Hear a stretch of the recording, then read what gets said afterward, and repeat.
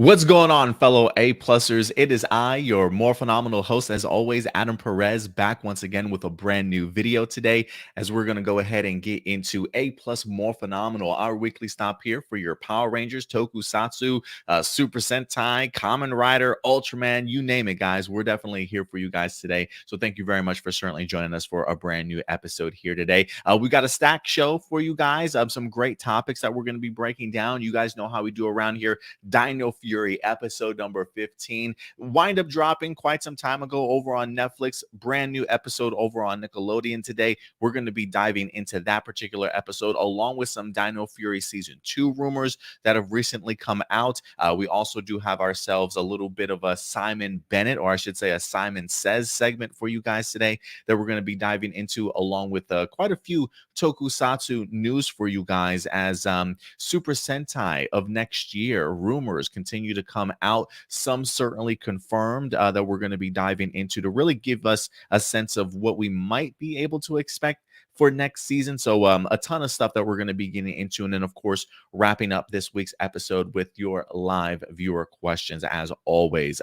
If you do have a live viewer question, you can always feel free to submit them over to us at aplusmorephenomenal@gmail.com. Again, that's aplusmorephenomenal@gmail.com. May not be able to get to everybody's comments in the live chat, but if there is something that you definitely want to make sure gets answered or brought up live on air, feel free to go ahead and submit your questions over at any particular point in time, and we'll definitely go ahead and get to them at the end of the episode. So what's up, guys? Let me go ahead and show some love for some people that wind up joining us here today. We got Koala in the house. Thank you very much, Koala. Harka certainly joining us here once again today. Frankie in the house coming through as always. We got Matthew in here as well. It was good certainly chatting with you earlier this week, Matthew. We got Johnny. What's up, Johnny? Good to see you, man. I'm really glad to see that you're here today. We got Power Rangers Ready certainly joining us today.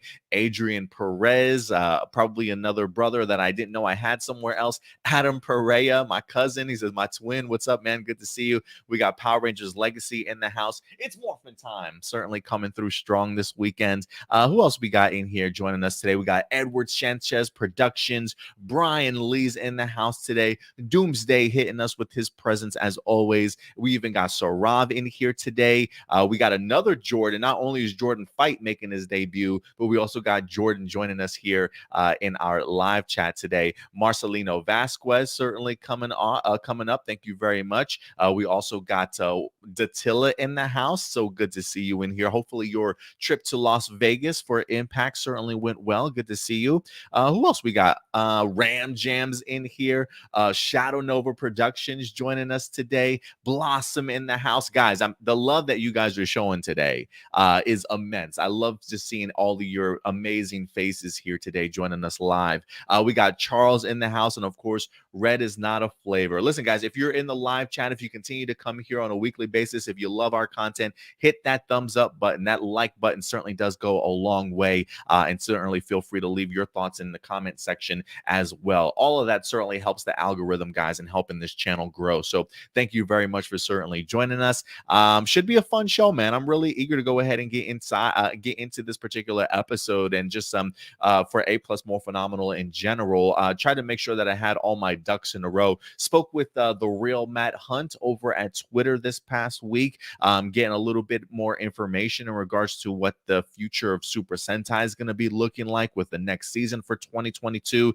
Exciting stuff, and I definitely expect there to be a ton more news to certainly come out here within the next couple of weeks. So if you guys are big TokuSHoutsu fans, ready for the next Super Sentai season, there's definitely a lot headed your way.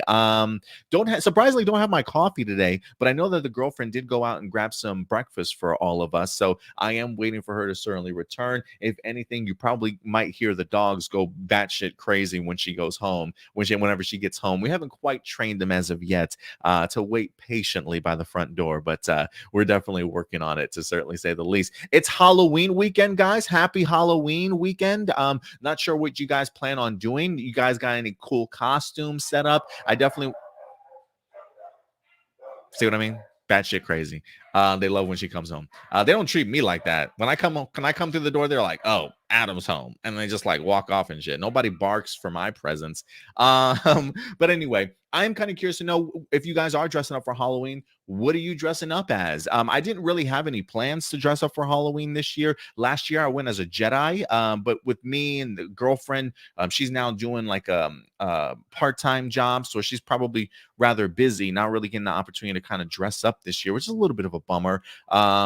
Are you guys dressing up as anything? I would love to know what some of your costumes certainly are. Let your thoughts be known in the comment section, guys. I definitely would love to pick your guys' brain to see what you decided to go ahead and do for the holiday season.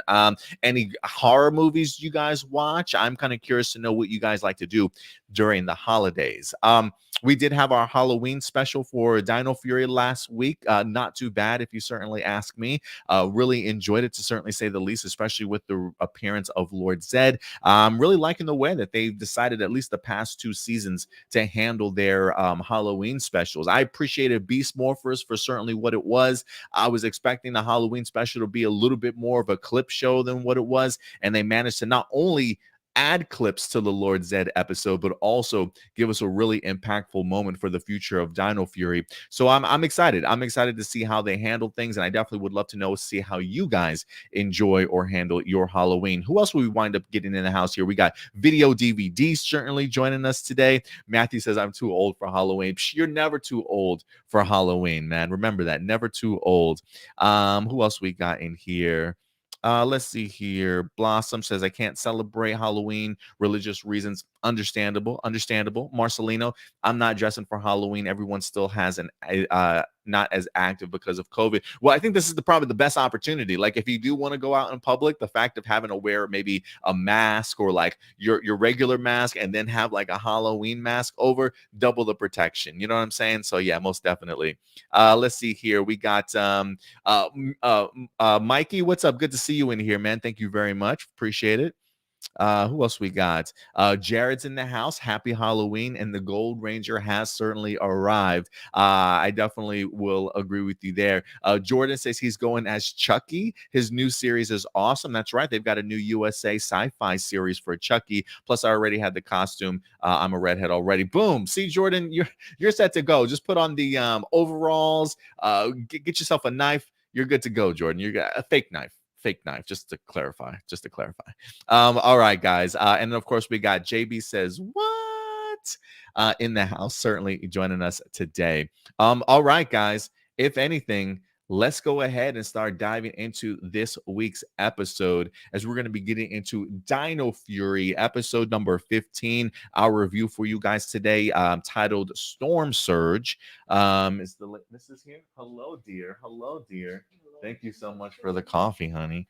Coming through. Thank you.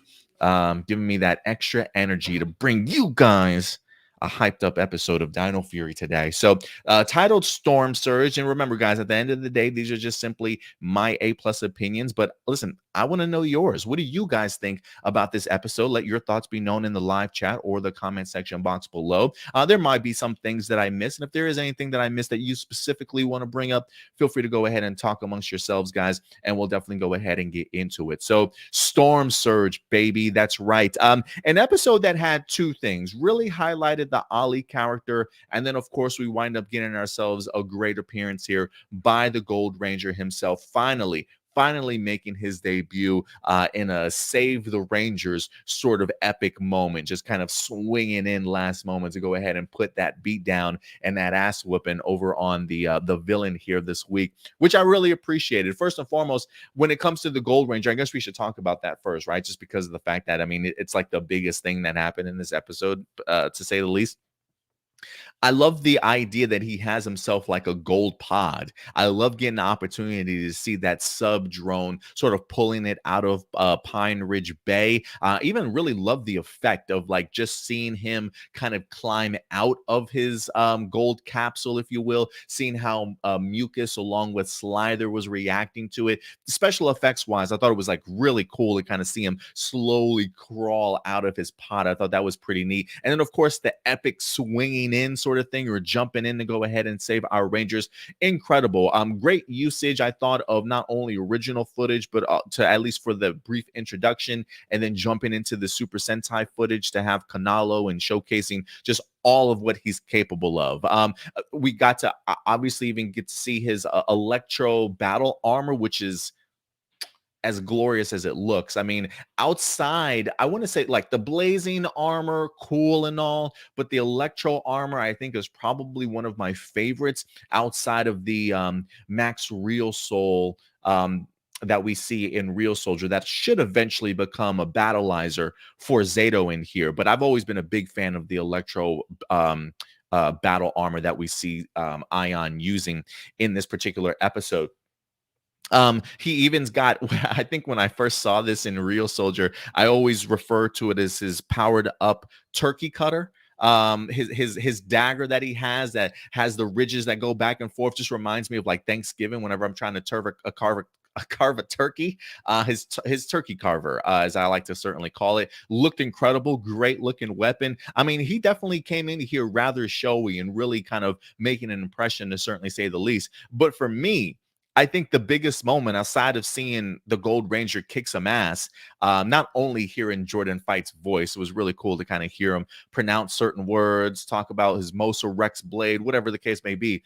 But I love just the not saying too much, but just the, hey, Zalo, what's up? Like, hello, Zato, kind of thing, right? Like just making a connection and a reference to Zato that makes Zato as shook as I've ever seen him. I really do love the performance of Russell Curry in that one, in this particular scene, of the idea of almost like you've seen a ghost, you know, somebody that you certainly recognize and know of, but maybe you haven't seen in such a long time. Clearly, there's probably going to be a really crazy past between these two, just based off of the episode descriptions that we've seen so far. I'm really eager to see exactly what this crazy past that both Ion, I should say, and Zato certainly have or haven't necessarily told the team, that I'm ready to see unearthed and actually brought to the light. So I'm really excited for that. But just seeing the Gold Rangers say, hey, Zato, or hello, Zato, and seeing just how quick Zato was just willing to get out of there, like, oh, I'm going to grab the Sporks piece and look, I'm going to go head back to the command center. I'll see you guys later. Bye. Like,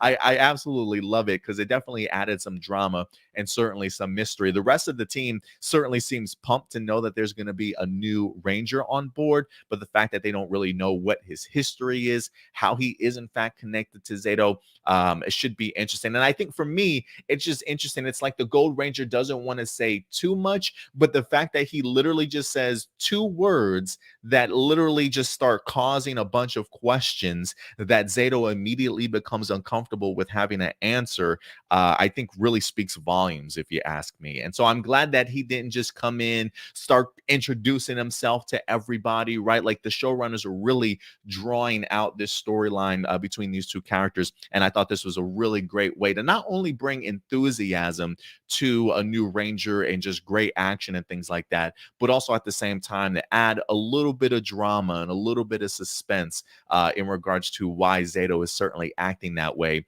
now that we've got ourselves a Gold Ranger on board. So yeah, man, this is a storyline that I've been really eager to definitely dive into. It's one of those things, ever since we've seen Zato trying to communicate with Raf Khan or his people, learn about what happened in the past or to his people, you know, from the him sending out signals, him trying to communicate with people, clearly knowing that there's a bigger story to certainly be told when it comes to Rafcon. Now that we've got Ion on site, it should definitely make for some very compelling television. So, it does make me wonder, like, did the Gold Ranger choose his words very carefully, right? Like, he could have come in and said anything else, but the fact that he at least recognizes and calls out to Zato and then just leaves. I think, I do wonder if Ion's got a little animosity or is holding on to a little bit of something himself, right? Like, I just want you to know I'm here, my guy. Just know I'm here. You know what I'm saying? Like, just keep your eyes open while you're sleeping, Zato, type of moment. But I loved it. I thought it was pretty cool, honestly. I felt like there was probably even more footage that they probably could have utilized from the Real Soldier Super Sentai series for this particular debut, but I thought they certainly did it justice, to definitely say the least. So, guys, listen, I want to know your thoughts. While we don't necessarily see Jordan fight himself in this episode, again, we do hear his voice. Clearly, his character here as the Gold Ranger has, in fact, appeared. I'm ready to see Jordan fight, and I'm assuming, if anything, that'll probably come in next week's episode, or episode number 16. So really eager to definitely dive into this a little bit deeper as the season continues. But guys, I want to know your thoughts in regards to the Gold Ranger. Getting to this point in this episode was certainly something else, to say the least, as we've got Ollie along with Javi really sharing the spotlight in this episode. And I got to be honest, the fact that we've got this storm surge over Pine Ridge Bay clearly has people interested, right? It's got Jane now assigning Javi a new story to go ahead and certainly check out what the storm is that's brewing, vastly different and more supernatural than they've certainly seen in the past. So something is definitely brewing over Pine Ridge Bay. And it comes down to the idea of Javi wanting to interview Dr. Akana, who winds up actually having an appearance in here. Dr. Akana. It was so good to certainly see her, man. Beautiful as ever, but always a great addition to the season, if you ask me. I really wish that we had a little bit more involvement of her. But anytime that she is in an episode, usually pretty impactful. We're seemingly learning something brand new in here. So we do get the opportunity to see Javi along with Ollie and even some Dr. Akana in this particular episode. But I will say this, going into this episode, I remember last week I was talking about Ollie and talking up about his bravery, how he really pushed his fear aside, really focused, if you will, his bravery, his courage to go ahead and take on Lord Zed. And I remember a bunch of you in the comments were like, Ollie's a dick, he's so mean. And I was like, what are you guys talking about? Like, I haven't seen anything from Ollie that like I know that he jokes around and it's probably just like all out of fun and stuff, but I was like, what are you guys talking about? Like, Ollie's the furthest thing from it. No, Ollie's a dick. Okay. Ollie's super rude in this episode. As you guys saw just in my thumbnail, or I should say the title of this episode, Ollie rude AF, man, in this episode. Listen, I get the appreciation and love for Ollie in regards to he's a tech guy, right? Like he loves his technology. He's an inventor. We saw him in the camping episode when the Rangers were stranded out in the middle of woods. Really just how his love for technology and invention can really get people out of a pickle, right? So there is a benefit to Ollie in regards to him wanting the newest tech. But there clearly is a downside also. And he kind of, it's crazy. He kind of reminds me of like my brother, at least when he was growing up, maybe like in his teens, cell phones, always a big thing. Everybody needs a cell phone, but there's just some people out there that just need the newest of the new. You know what I'm saying? Like, you'll get a phone one year, a new phone will come out, and some people are just, I gotta trade this phone in. I gotta trade this phone. And that's what my brother was like all the time when it comes to technology, not just phones, but video games, cameras, yada, yada, yada. I mean, he loved his technology. So I did kind of chuckle at the idea when they make fun of Ollie of always wanting the new technology. I'm just like, that's my brother. Like, I'm pretty sure that's my brother, Corey. When you take that first sip of coffee and it just punches you in the face and you just feel it slowly trickling down your veins. Yeah, man. Yeah, man. Especially on a Saturday, talking about Power Rangers. Absolutely. So Ollie definitely reminds me of my brother. But the fact of putting your technology above your friends just honestly hits me definitely the wrong way. And it's not just that he does it once in this episode. Homeboy literally does it twice to Javi, right? Like, Javi was relying on him in the very beginning of this episode to come through with like some of his information for like the plant-based car EVs or something like that. What do they call them? Punions or something is what he was trying to get some information on. But Ollie was super late because of the fact that he went and got some brand new headphones, which off fit check when it comes to Ollie. I love that vest, that light baby blue vest that he's rocking. I do love the vest. So I will give Ollie some kudos there.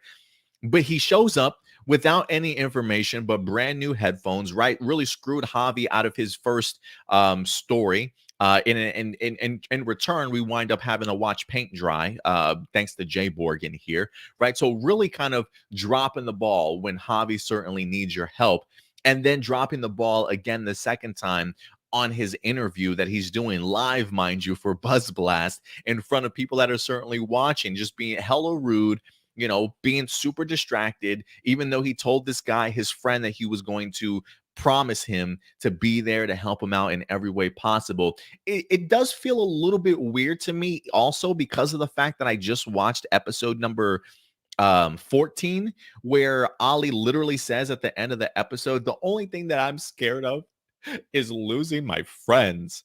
This is how you treat those friends that you're scared of losing? Like shit? Like the idea of like, hey, I'm gonna promise you something, but I'm not gonna come through. Talk about just being one of the most unreliable people you can certainly count on.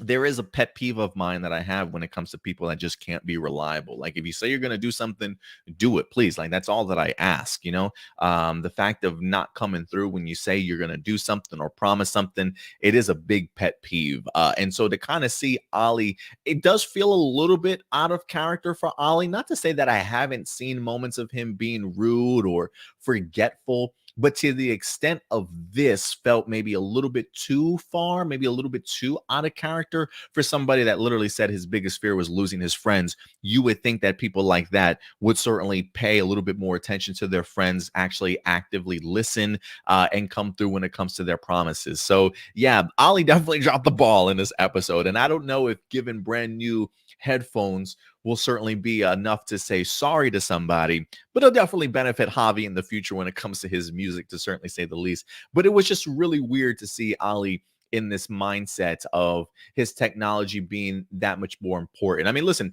his reasoning for at least the flub on the second interview was to go ahead and get a brand new laptop, one that he clearly was kept his eye on. And it wasn't necessarily even for him so much as it was for his mom. With them currently doing the testing over at Pine Ridge Bay with their sub drone, trying to get, crunch a bunch of numbers and things like that. Dr. Arcana clearly was working with ancient technology at that point in time. But it's one of those things where I understand his idea of wanting to get this for his mom, crunch those numbers, find the answers, right? Like, because he does have a point after the disastrous interview of, hey, this is just going to help your information even more now that once we actually crunch the numbers.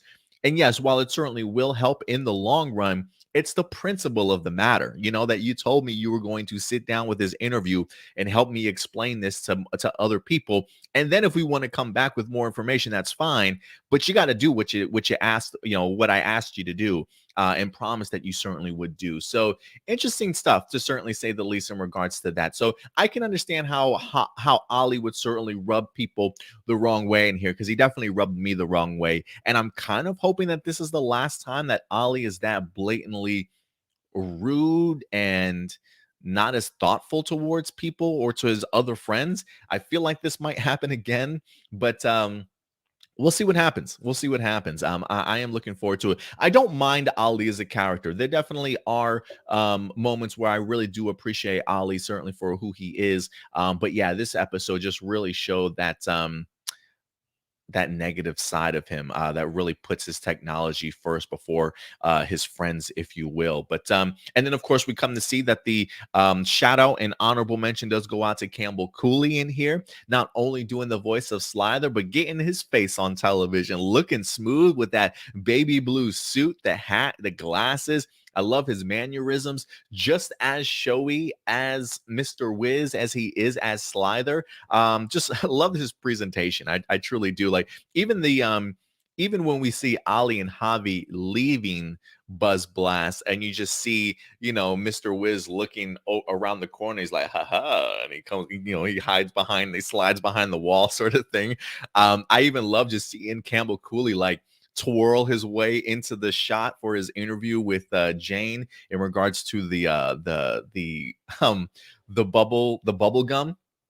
Loved it. Loved Campbell Cooley's appearance in here as Mr. Wiz, who winds up giving Ollie the laptop after guessing how many bubblegum balls are certainly in the jar. But unfortunately, that laptop being hacked and really utilized for Slither and Mucus to wind up taking that golden capsule out of the Pine Ridge Bay and use it for themselves, or at least until it opens, and then they wind up running off. So interesting stuff in regards to how they utilized Ollie in here. Wasn't the biggest fan. Really would have loved to have seen a little bit more compassion in him actually come through for his friends, but really drops the ball into the very end where he has to give himself yet another apology, which, I don't need my Rangers to say sorry for everything that they do, or at least in every episode. I guess it is one of those things of there does have to be sort of a lesson of the day. It just sucks that of all the people, it's Ollie that's getting this negative ass rap about it. But understandable, because he was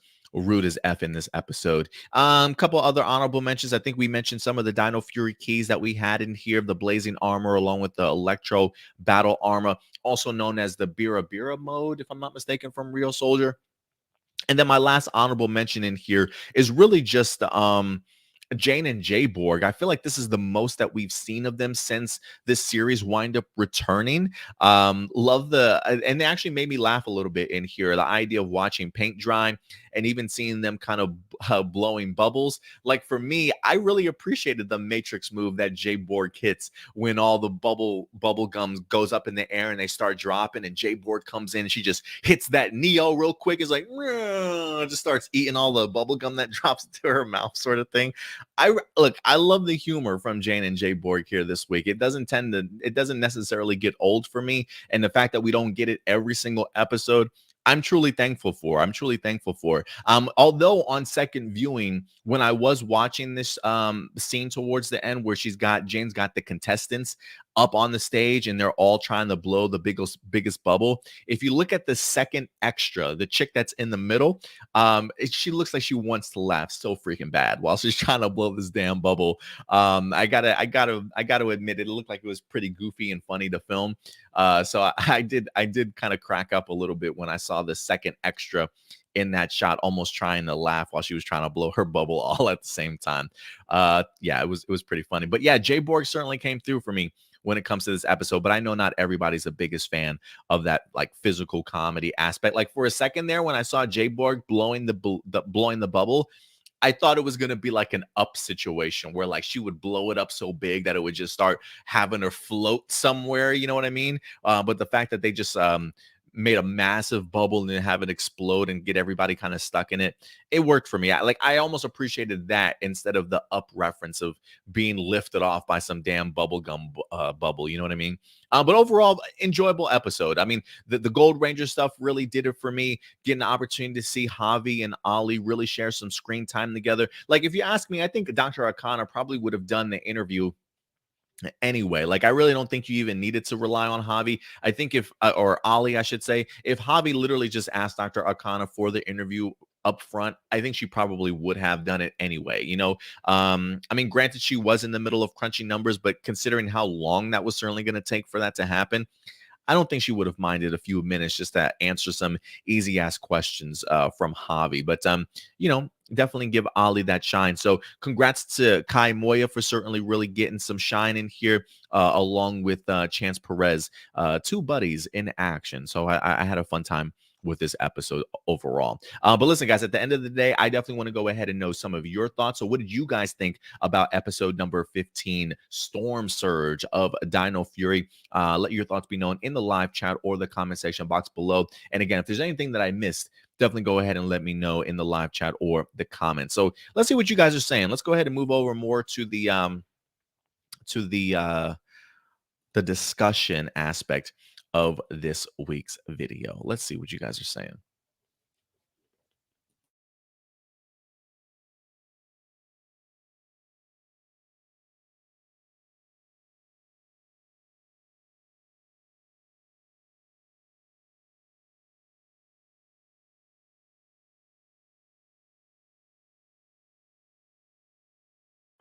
All right, here we go. So we got Blossom up here. It was awesome to see the Gold Ranger. Yeah, no, I definitely agree. I think when we talked about the episode descriptions originally, We saw episode 16 had Ion in it, off of the episode descriptions. I was kind of hoping that the end of 15 would kind of um, hint at the Gold Ranger, have him pop up, or at least tease his appearance in episode number 16. So I am glad that they decided in episode 15 to go ahead and pull the trigger on it, because that was an episode that I think a lot of people were wondering, like, when are we going to go ahead and actually get the debut of the Gold Ranger, right? Like, I was under the impression at first that when we wind up getting the Netflix episodes 9 through 11, I thought, okay, maybe they're going to go ahead and pull the trigger on this.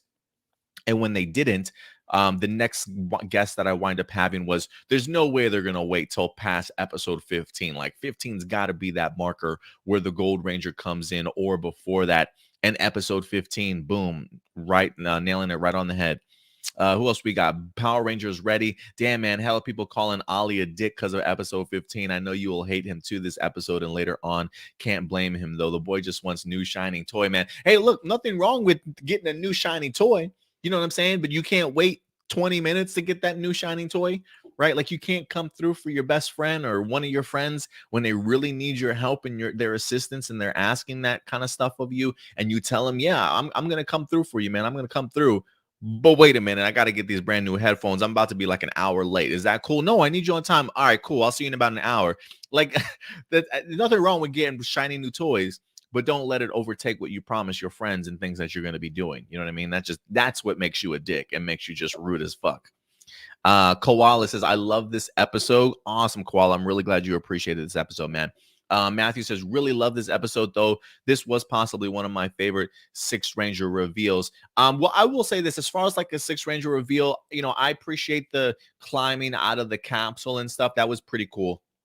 But I feel like we've probably had some pretty epic Sixth Ranger reveals before. So if anything, I'll have to go back and certainly check out. But I didn't mind this one. I did not mind this one whatsoever. Power Rangers Ready says, Electro mode. I love the gold armor. So damn shiny. Yeah, it's perfect. It's easily one of my favorite battle armors that they certainly rock. I can't remember if anybody else during this season rocks that Electro mode, that gold armor. I can't remember if anybody else does in Real Soldier or not, but listen, we've seen original footage, right, of Pink Rock and Blaze armor, so it would not surprise me if somebody else later on this year winds up using that same Electro battle armor. We got Video DVD in the house. He says, amazing episode. Slather once again had amazing music, specifically when Gold Ranger appeared. Yeah, Bert Selling always coming through. I really would. I don't know if Bert Selling does any commission work, but I honestly would love to have Bert Selling like compose like a new intro and outro maybe for my channel. Like, if Bert Selling does do commission work, Bert, I would love to work with you sometime. But yeah, I agree with you. Video DVD, amazing episode. I'm glad that you enjoyed it.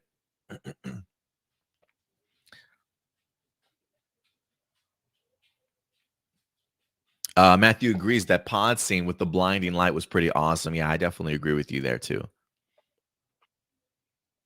Let's see here. Doomsday says, Ion's brief cameo in this episode got me screaming, hey, Mosa Fury Gold Ranger. Yeah, it was pretty cool hearing Jordan Fight's voice, at least. Yeah, Jared said Jared, what's up, Jared? He says the other Ranger said, you two know each other? Yeah, and Ollie's just like, I mean, not Ollie. Zato's super confused. Not confused, but he clearly knows who Homeboy is, and doesn't want that smoke right now. He's like, yeah, we'll talk about this later. Blossom says, Jizo, Ashley, looks like Zato has got a checkered past from Rafcon, eh? Yeah, definitely seems that way. Definitely seems that way. Adrian, what's up, Adrian? He says, are you following Nickelodeon's air schedule, or have you already seen all the episodes? I hear episode 1 ends right before Christmas. I have not seen all the episodes yet, believe it or not, guys. I know that they're easily available for me. I have not had the time of day to be able to sit down and just binge majority of anything. You know, the girlfriend doesn't really watch Power Rangers, especially Dino Fury, so much. She did watch a few episodes of the first half of the season for sure, but it's really whenever I can kind of get my own time to certainly go ahead and watch it. But you guys know I got a ton of stuff going on. I'm not only doing videos for APlus Morphinominal, also doing videos on a weekly basis for my other channel, APlus Hero Report, working Monday through Friday, 9 to 6, on top of trying to juggle these, painting the wall, also getting the house ready, baby on board coming here rather soon. There's just so much stuff certainly going on. So I have not had the opportunity to sit down and watch all the episodes. I literally have been watching each new episode like Thursday or Friday, leading into our Saturday show. So review wise, if anything, I probably will be sticking with the Nickelodeon schedule as of right now, but we'll see as the baby winds up getting closer and stuff. I may just really try and force myself to binge the remainder of this season so I can have some of these reviews ready to drop for you guys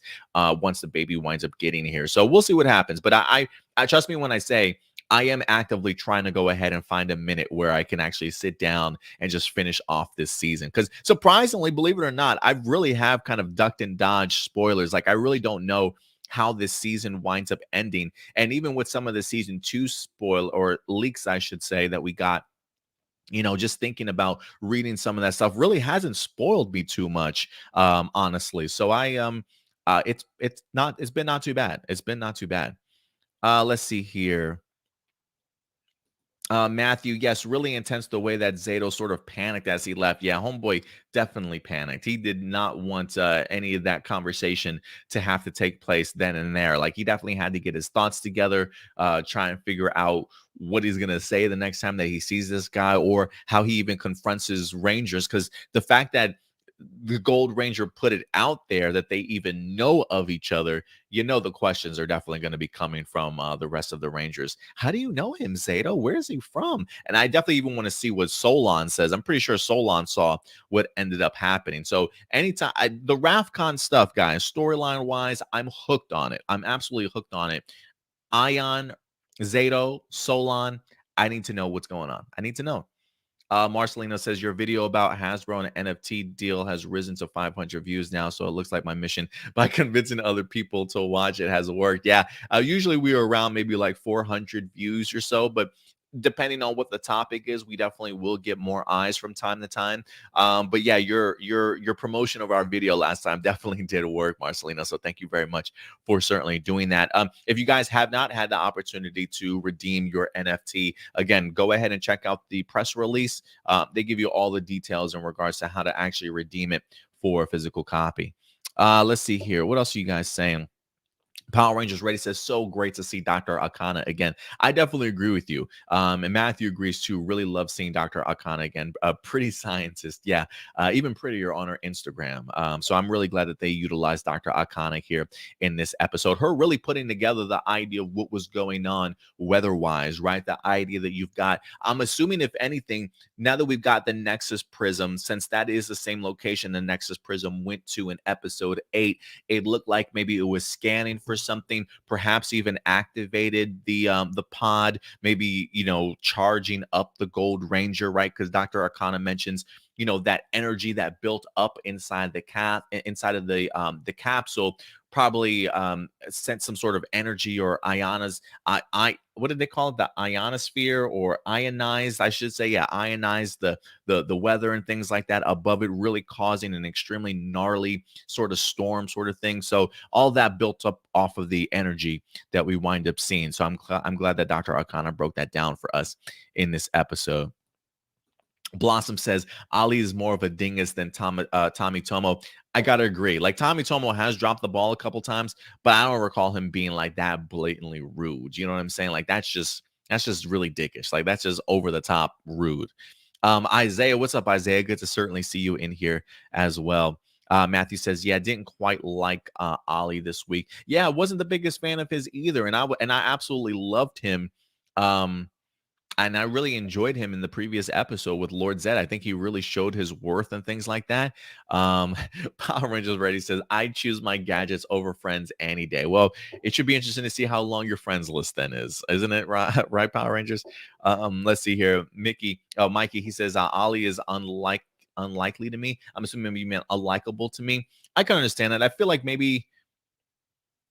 Yeah, Ollie is unlikable to me. Yeah, I can understand in that. If anything, I almost think that Ollie, at least when it comes to like of all the characters out of the season, I do wonder if Ollie is like the one that fans dislike the most. I don't mind him so much, but I understand it. I understand it. Emmanuel, what's up, Emmanuel? He says, though Ollie was inconsiderate here, he got what he deserved with Slider in episode 18. I will defend him. Okay, okay, Emmanuel. I'll have to check him out in episode 18. Power Rangers Ready said I probably would hate him again. So we'll see what happens when it comes to episode 18. But yeah, he was extremely inconsiderate in this episode. Nothing wrong with wanting shiny new technology. I mean, we know his personality, right? We know he's an inventor and things like that. But there's got to be a balance. If you tell somebody something that you're going to come through for them, you got to come through for them. Don't leave them hanging like that. Isaiah says, what did you think about today's episode? I really enjoyed it. I thought it was great focus episode on Javi and Ollie to see that not everything is rainbow and sunshines when it comes to Power Rangers, that there can be disagreements. I love the fact that Javi even stands up for himself, like, hey, I know it's probably no big deal to you, Ollie, but it's a big deal to me. I kind of wish Javi might have actually stood up and said something a little bit more like, man, you're being really rude. And I asked, what I'm saying? Like, I really wish that he had kind of stood up for himself just a little bit more. Nothing wrong with Ollie recognizing where he was wrong at and then apologizing, but I really would have appreciated maybe Javi chewing into his ass a little bit and really getting him on his case so he can understand it from a different perspective and another point of view, like, yeah, I did kind of F this up. But I think he learns his lesson, hopefully, in this episode. Hopefully. Rob says, do you think apologies are becoming overdone in the series? I mean, I do. I think that's one of the. I do. I feel like every episode somebody does something wrong and they've got to apologize, and that's how you learn a valuable lesson. I feel like there's maybe another way that they can certainly go about doing that. In regards to the lesson sort of being learned. Again, I think the idea maybe having Javi kind of rip him a new one, and him saying you're right. Maybe not even coming out and saying I'm sorry, but you're right. Like I dropped the ball in there. It'll never happen again, sort of thing. So somebody to kind of hold him accountable instead of seeing somebody else apologize again. Just stop doing the same mistakes. Just do better. Let's see here. Power Rangers Ready says Jane and Jayborg miles better than Ben and Betty and the other two. Are you talking about, you probably don't want me to mention Vic and Monty? Definitely better than Vic and Monty. I think they've handled the physical comedy better with Jane and Jayborg than they did Ben and Betty. Ben and Betty were hit or miss for me, probably a little bit more hit or miss for me, but I didn't mind them until they were just, ooh, yeah, they can get a little bit too, they can get a little bit too cray-cray. Frankie, he says, good show. Gold Ranger, wow, very awesome. Yeah, I definitely agree. Doomsday says Ion made a golden entrance. Yes, pun intended. Nice one, Doomsday.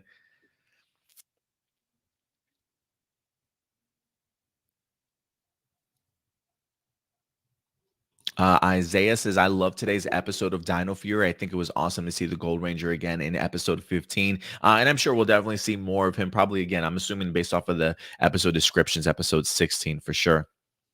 So Rob, Rangers never being able to identify sliders becoming old and repetitive. Hopefully they get better in the second season. I mean, I guess for me, I guess I wouldn't have immediately picked up on the idea that Mr. Wiz was Slither in like human form. I probably wouldn't have picked up on that. I mean, granted, his voice does sound the same and he does have the same mannerisms and flamboyantness about him, just that showmanship aspect. But I think if I'm Javi and Ollie and I'm chilling on set, at Buzz Blast and I'm trying to get ready for an interview, I don't even necessarily know if I would even be paying that much attention to the guy to realize that that's Slither. Maybe in some other moments throughout the season, I'll be able to pick up on stuff like that. But right now, I don't mind it. I don't mind it that they haven't noticed it as of yet. But I think the fact that in this episode alone, that they realize by the end, like, yeah, Mr. Wiz, damn it, way too convenient for me to get this cool laptop that I needed. It definitely sunk in for them then at that particular point in time. Koala says, do you think Netflix will just put all the new episodes out at once? I personally don't think so, but I'm cool with being wrong in regards to that. I still think we'll get ourselves a 2-part drop, episodes 1 through 11 and 1 part, and then 12 through 22 and another later on in the year. But I could be wrong. Yeah, I kind of hope I'm wrong, but I think that's just the way that I think it's going to go. But I could be wrong.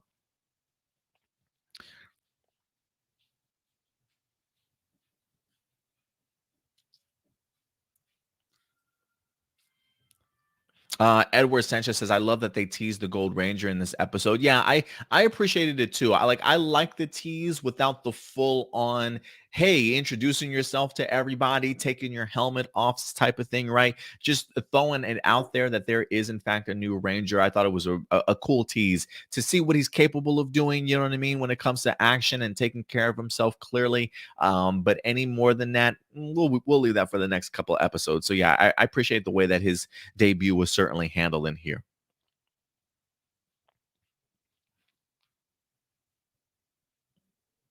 The A Games 10 says, Adam, I love the debut of the Tan Ranger. I mean, Gold Ranger. Yeah, I definitely understand that. Like when I do look at some of his pictures, like even this one that we utilize, there's certain aspects of it not quite as gold as you would think, right? So I get the idea of like Tan Ranger. That's pretty funny. But yeah.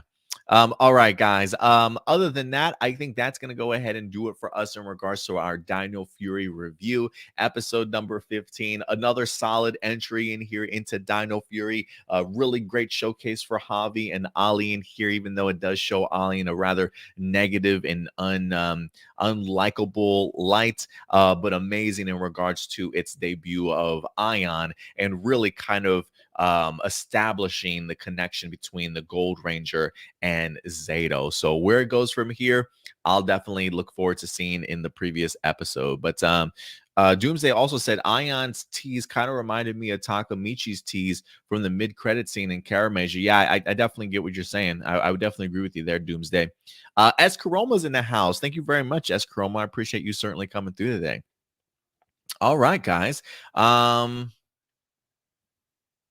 So Rob does also say, yeah, who would know a Sixth Ranger reveal was carried out in such a fashion, positively, in a positively fashion in other series. Yeah, I really love the way that they handled it for sure. Um, Let's see here. Shadow Nova Production says it does annoy me that since Dino Charge, the Gold Ranger suits don't match with the Sentai, like it goes from shiny color to a tan brownish color. Yeah, and I do wonder if some of that is just because I did feel that way too when I was watching Real Soldier. So I do wonder if it's quality of filming, the way that it was produced when it comes to Real Soldier in the first place. So yeah, it definitely does have a tendency of changing from time to time, just depending on what footage you're certainly looking at. But all right, guys, that's going to go ahead and wrap it up in regards to our Dino Fury episode 15 review. And of course, next week, guys, we'll definitely be talking about episode 16. So certainly go ahead and join us then as we get into the newest episode of Dino Fury. But another solid entry, man. It's really rare that the show disappoints me.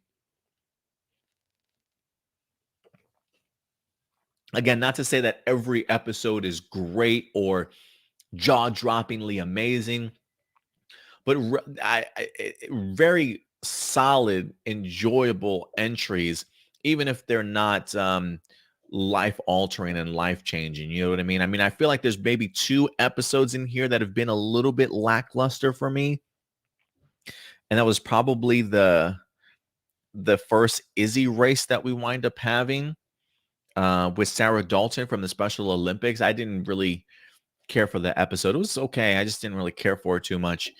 Um, and I'm trying to remember what the other episode was. Maybe the camping trip one. Either that one or maybe even the gym one with Coach Bella. Just being like a fucking criminal, trying to take people's watches just for commission to her gym. Like, damn. But yeah. All right, guys. Speaking of Dino Fury, we should probably just stick into Dino Fury because this past week, guys, we wind up getting a bunch of information in regards to a potential leak for a Dino Fury season 2. Ever since season 1 completed, we wind up getting a Hasbro PulseCon's Dino Fury panel last week. Also, in regards to the Dino Fury cast, talking a little bit about their season 1 and wrap up. But we did get ourselves a little bit of a teaser clip in regards to looking forward to season 2, getting us to be introduced to the Dino Fury cycle and things like that. And ever since then, ever since all of season 1 wind up dropping and we got a little bit of a tease of season 2, a lot of people have been wondering exactly what's coming next. Where will Dino Fury go for its second season? In this past week, we wind up getting some leaks and rumors that wind up being spread around online that definitely got some people's attention. So let's go ahead and talk about some of those leaks here, some of the thoughts, and then even talk and highlight about Simon Bennett's response to some of these leaks, ladies and gentlemen. So let's go ahead and dive into this, as we got some season 2 rumors that are certainly out there that should be fun to certainly explore. I do want to go ahead and at least throw it out there before we dive into these. These rumors have already been debunked. Okay. These rumors have already been explained to us that they may not be real, but some people certainly still think that they are. And I wanted to go ahead and highlight some of this because I do think this is pretty important to talk about in regards to not so much even the idea, like we can always speculate and have some fun figuring out what season 2 is going to be about when we highlight and talk about some of these leaks.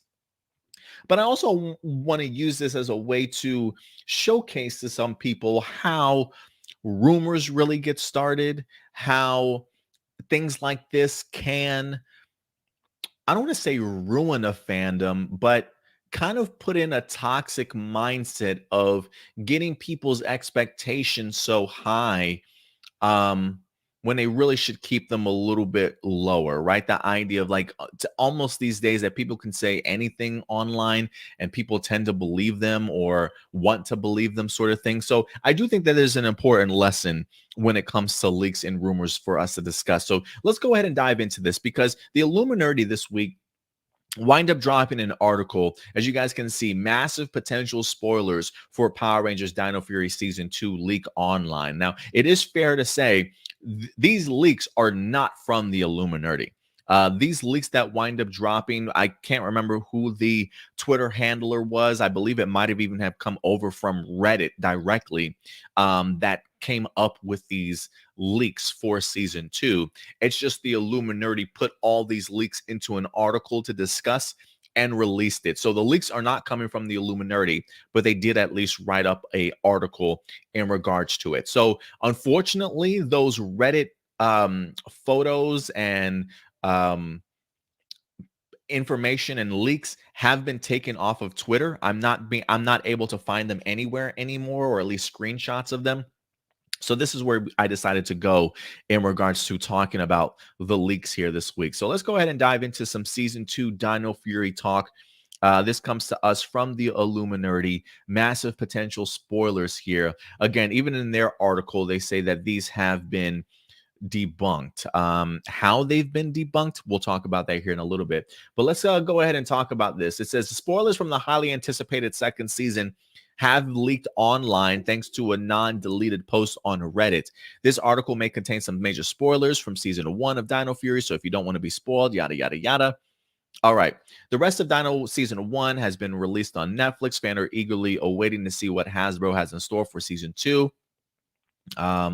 It says fans have also gotten a sneak peek at season 2 with a clip that was shown at Hasbro PulseCon that showed off an all-new Dino cycle that will be introduced to the show. We're also told that the second season will give us more details about Zato and Ion's home planet on Ravcon, as well as the reveal of the fate of the Void Knight.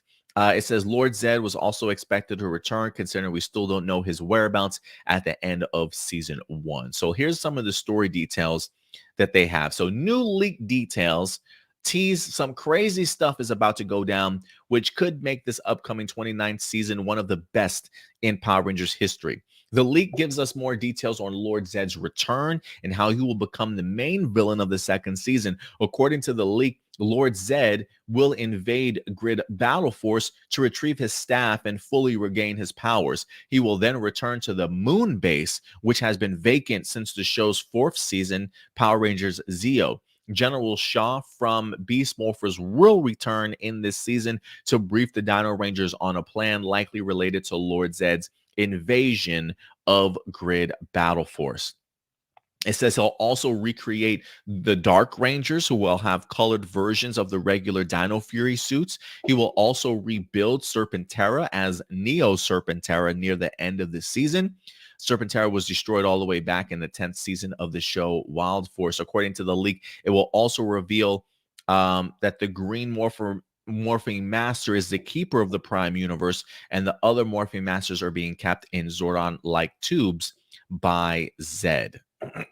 So let me just say this real quick in regards to some of these leaks that we have here in regards to this information. You know, I will say this. When it comes to this information about Lord Zedd, him going to Grid Battle Force to retrieve his staff, the idea of him even bringing back Serpentera along with the Dark Rangers.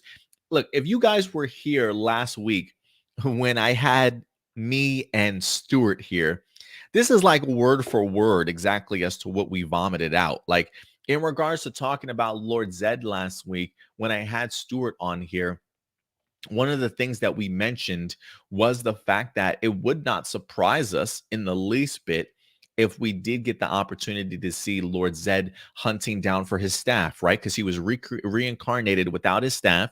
He mentioned the idea that I thought he mentioned the idea that he needed his staff or he was going to go ahead and get it. So I'm highly expecting him to certainly go ahead and do that. I mean, even Stuart threw out the idea, well, hey, maybe that's why Commander Shaw's coming back, so that, you know, maybe he infiltrates Grid Battle Force, gets the staff, because that was the last time that we saw it in Beast Morphers, and Commander Shaw comes in to get the Dino Fury Rangers help. I even went so far as to say, like, listen, based off of the two clips that we saw in the Halloween episode, Serpentera clip, even the Dark Rangers clip, I even said on this show last week, it would not surprise me if we get not only the return of Serpentera, but wouldn't it be cool if we get the freaking Dark Rangers also to certainly come back in like a reboot sort of mode? It almost feels like the Reddit user literally watched our episode last week and literally put down that same information in regards to these leaks.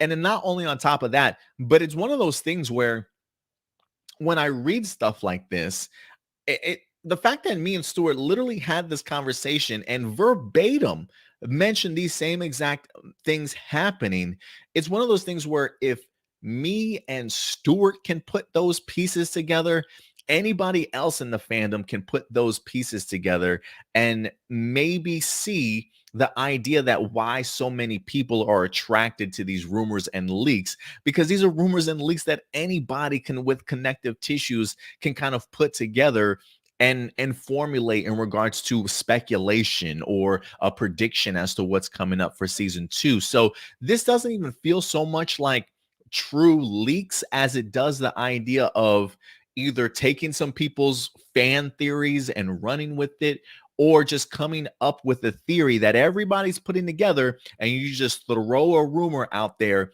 and hope it sticks and hope that people get on board with it, because a lot of people are already kind of assuming that this is the direction in which it's going to go. So it's very easy for people to attach themselves to these rumors, believe them, and sort of just run with it. And I think that's how they get you. That's how they get you.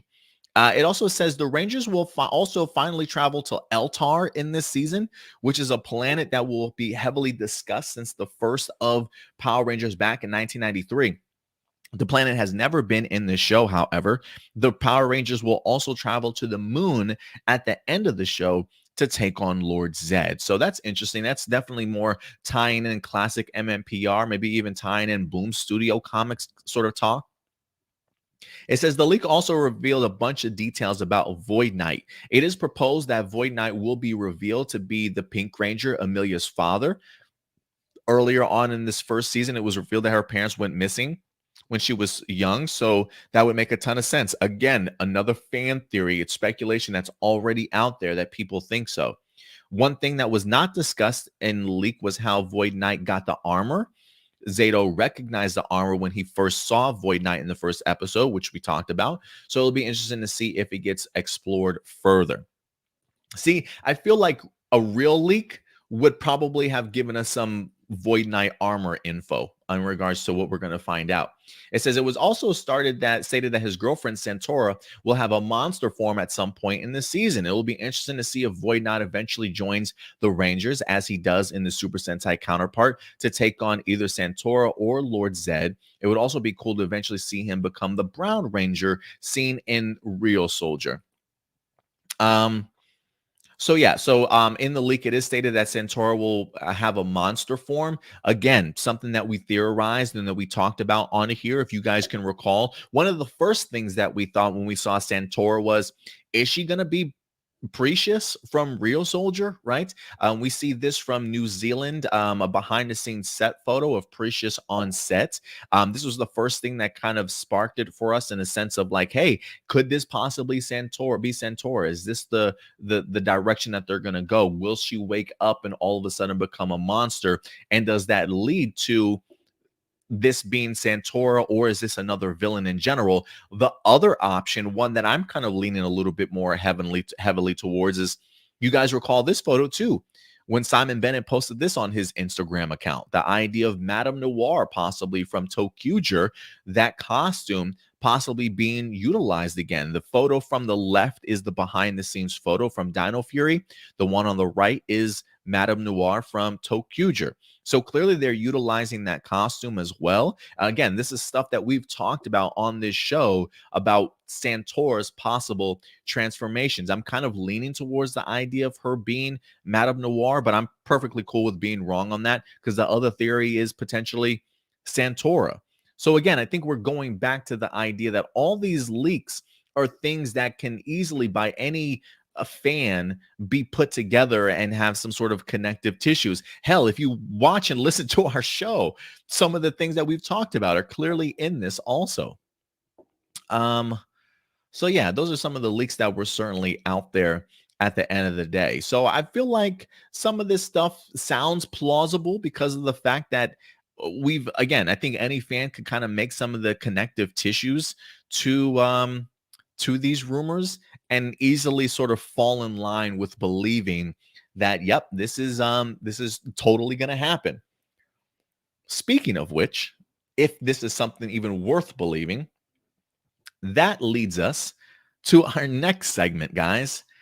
And Simon says, "What's up, Simon? Good to see you, man. Look, I feel like we haven't had you on the show in a minute, but I think it's time to bring you back in to drop some knowledge on some people. You know what I'm saying? High five, buddy. No? All right. Okay, COVID, I get it. Don't want to touch hands. That's cool. Maybe elbow bump next time. I get it. Simon Bennett this week, in regards, or I should say, in response to the leaks that came out, Simon Bennett went to Twitter to let some people know some things. So let's go ahead and pull these up for you guys. He made two comments this week that I found pretty interesting. When somebody went ahead and actually posted the actual screenshots from Reddit with the potential leaks, this is the first response from Simon Bennett. He says, "I don't read fan fiction." Clearly, you can say this tweet was deleted by the tweet author, so they clearly took it down. But Simon Bennett says, "Look, I don't read fan fiction, guys. This stuff is made up. This stuff is made up." Some people thought maybe he says, "You don't read the Boom comics either." Simon Bennett don't even read the Boom Studio comic books, guys, and he don't read your fan fiction theories out there, according to Simon Bennett. So Simon says, "I don't read fan fiction, guys, at all." So that was his first response that I thought was pretty interesting in regards to the leaks that we wind up getting. And then once the Illuminati wind up actually posting this bit of news, I found it rather interesting that you see here, the Illuminati spoilers for the second season of Power Rangers may have leaked online thanks to a Reddit user. The very first post, Simon Bennett, not spoilers or leaks, according to him. Not spoilers or leaks. And the Illuminati even popped up Good to know. We're updating the story. Thanks. Which they did update their story. Their very first sentence is, since we posted this story, the showrunner has come out and debunked these rumors. So Simon Bennett himself, what does Simon say?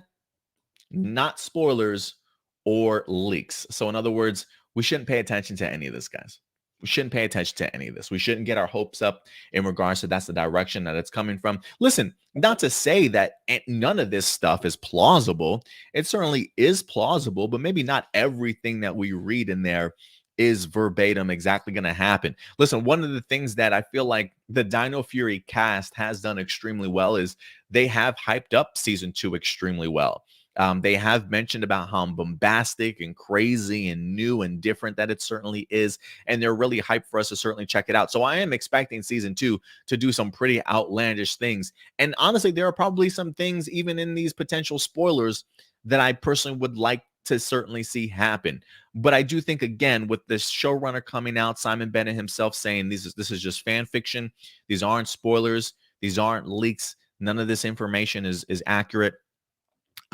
Two things here. You can either believe Simon Bennett's trying to take you off the scent of what season 2 is certainly going to do, or you could think Simon Bennett's just a straight shooter that I've always certainly felt like I've known him to be in regards to being honest with us as viewers.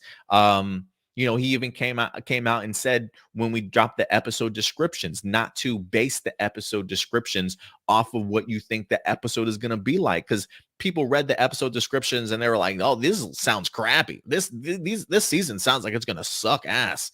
And all of a sudden, everybody's fucking loving season 1 of Dino Fury now that they've actually watched the episodes for themselves. So I think Simon Bennett's a pretty straight shooter. So when he says this is fan fiction, not spoilers or leaks, I definitely tend to certainly believe him. So will some of this stuff end up being true? Could be Simon Bennett taking us off the scent. Or could be maybe we've got bits and pieces that might be right, but they go in a completely different direction. Regardless, I'm definitely not expecting this stuff, boom, debunked, to really come to fruition. But for me, guys, I feel like this is how they get you, right? It's one of those things too. When we talk about my other YouTube channel, APlus Hero Report, all the news, all the rumors, everything that gets circulated, right? We get really picky and choosy about what news we bring to the forefront and talk about, because I do my best to try and keep fan expectations pretty even keel, right? I try not to put information out there for people to get hyped about that's not really sort of gonna happen whatsoever, and it is certain sites out there, we got this covered sort of things, specifically cosmic book news. There's a couple of other sites out there that really just spread just inaccurate information. But a lot of the stuff that they spread out there is really fan theories, fan speculations that maybe if you put some of the pieces together, you can probably formulate in your head, like, you know what? I can easily see that happening. And so what they do is then they thrust that rumor or that theory out there and, hey, we've got an exclusive. This is what's going to happen, sort of thing. And people get hooked on it because of the fact that it's a theory that they also came up with, right? Oh, it's so easy to connect the pieces. Obviously, this is certainly going to happen, sort of thing. And people run with it. That's something that I like to call the spaghetti method. The idea of just throwing, and sometimes they say like just throw spaghetti against the wall and see like what sticks, sort of thing. It's the same mentality, throwing out a fan speculation, a fan theory that sounds so good to be true that you have to believe it and just kind of see if it actually happens or not. You know what I'm saying? And by the time it actually does come around, you've spent like a month or so of just spreading false information, getting fans hyped and expectations to a completely unimaginable level. And then when those things don't happen, what happens? People get pissed off at Hasbro, people get pissed off at Simon, people get pissed off at Power Rangers in general. So it is very important to understand where certain leaks can certainly come from, why they are considered rumors and leaks in the first place. But I'm thrilled that we have somebody like a Simon Bennett that can just come in and squash that shit immediately, by letting people know, like, hey, that's not the direction that we're trying to go. Not to say that Lord Zed doesn't get his staff back, right? Not to say that that's not how Commander Shaw gets involved.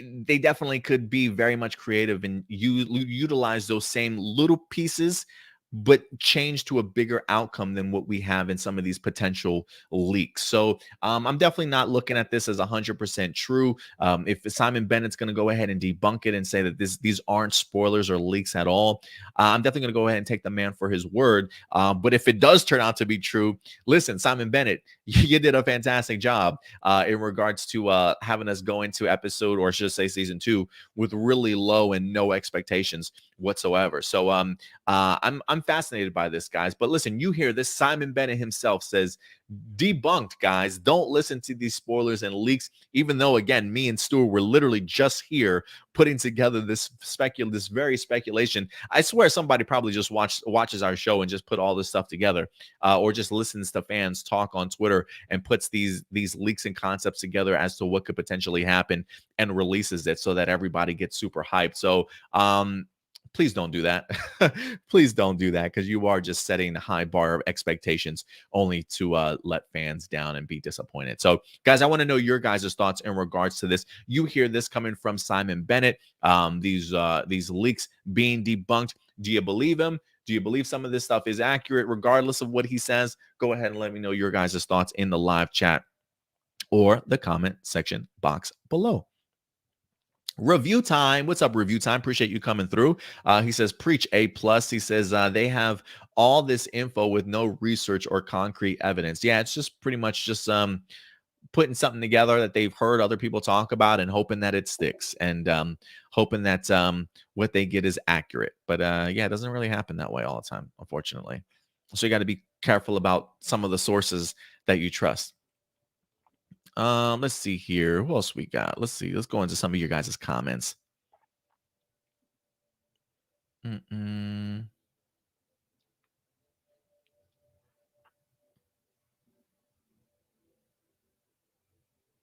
Marcelino, what's up? He says Julio Coolio helped translated the so-called rumors since they are in another language. Oh, I didn't know that they were originally in another language. So appreciate it, Julio Coolio. I was at least one of the first to really say it. It was a photo or two that went up on Discord server I am in. I can actually DM you the images. I have the leaks for you to use. I went to find the Reddit post and found it and copy and pasted it to Ranger Board. Oh, nice. Yeah, if you want to go ahead and send them to me, that's more than fine. I probably won't bring them up on today's show just because we broke them down in the Illuminati stuff. But if you want to still send them to me, that should be fine.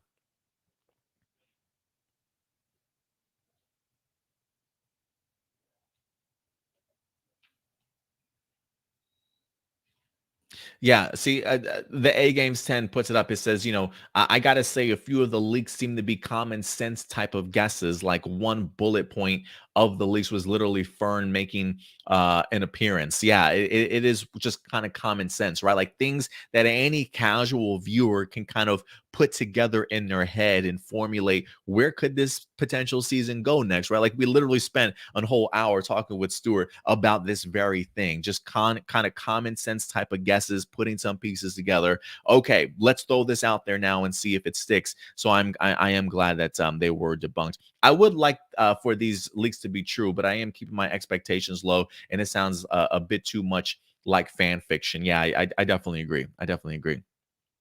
The Eltar stuff is really what jumps out at me. Like when they start talking about Eltar, then I'm like, I don't know. I don't know. That feels a little bit much, right? Like Eltar, Zoran's home planet. I'm curious to find out more. Yeah, it feels a little too much for me. It feels like that's the dead giveaway that this might be fan fiction. You know what I'm saying?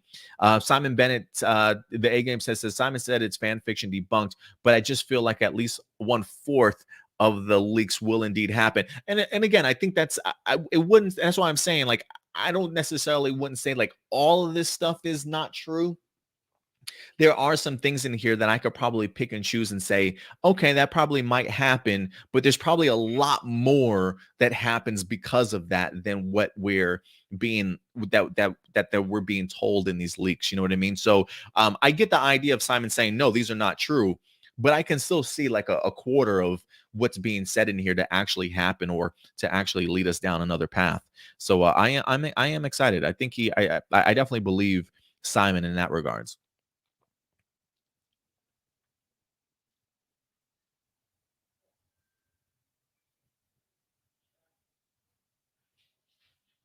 Sarav says he's definitely in agreement in regards to Santora becoming a monster. Yeah, I'm very much under that impression too. We even showed the two photos that we think she's eventually gonna turn into. Doomsday says, man, I love Simon Says. Yeah, I love Simon Says too. I appreciate if anything, I think I'm gonna change this instead of saying Simon Bennett, I'm probably gonna change it.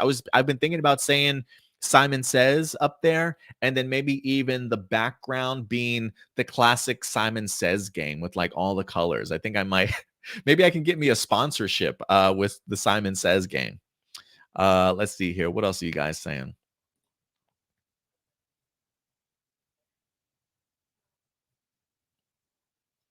Yeah, so Rob, he says, Madame Noir should make an appearance at least as the initial suit, since it represents the purple color of the sporks and even the purple theme of Void Knight's armor, right? I think that's another reason why I'm leaning towards that route. Like if Santora does turn into anybody, I do think that it might be more this form for her because of just the purple scheme, more so much than Precious. But I'm okay with being wrong. I'm okay with being wrong, honestly.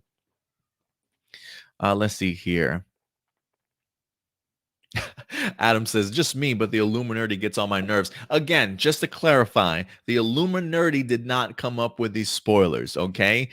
They literally just aggregated the spoilers that they saw on Reddit and put it into an article. They've also even been very forthcoming about updating the article to explain that it has, in fact, been debunked. And again, they even reference the idea potential spoilers, not saying that's going to happen. So the Illuminati certainly has not done anything wrong in this case. They're just putting together the information that they've gathered from Ranger Board that was posted out there, and Simon Bennett was certainly enough and gracious enough to inform them, no, these are fakes. And the Illuminati definitely went out of their way to acknowledge Simon Bennett being correct and even changing their article. So the Illuminati definitely handled it well, but I'm sure the Illuminati will certainly get some people some pushback, even though lately I've actually been seeing them getting some information right, like not to say that they haven't gotten it right in the past, but I definitely feel like, especially outside of Power Rangers, I definitely have seen some articles from them about some casting news, especially when it comes to DC and Marvel, that they've actually been getting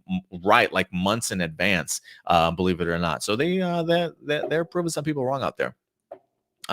Marcelino says, I actually tried to reach out to Simon Bennett to have a civil conversation, and instead I got some from someone who just made assumptions about and didn't even try to understand my side. I'm assu- I'm assuming somebody, you said someone else interrupted. Yeah, Simon Bennett, I think I don't necessarily know if he reaches out back to everybody, but certainly a worthy try, especially if you're just trying to have a civil conversation and not pester him. But you definitely don't seem like the type, Marcelino. But yeah, some people will be. I feel like some people will be super defensive, like just trying to have a conversation with Simon Bennett. If you're not trying to pick out rumors and have them talk more about what's upcoming, if you're just trying to have a conversation, some people will get on your ass about like, leave him alone, he's a busy man, stop asking him so many questions. Yeah, yeah. Matthew sends up, keeping myself in check around these rumors, boom, debunked. Yeah, so definitely wanted to go ahead and making a statement of that based off of what Simon Bennett definitely said.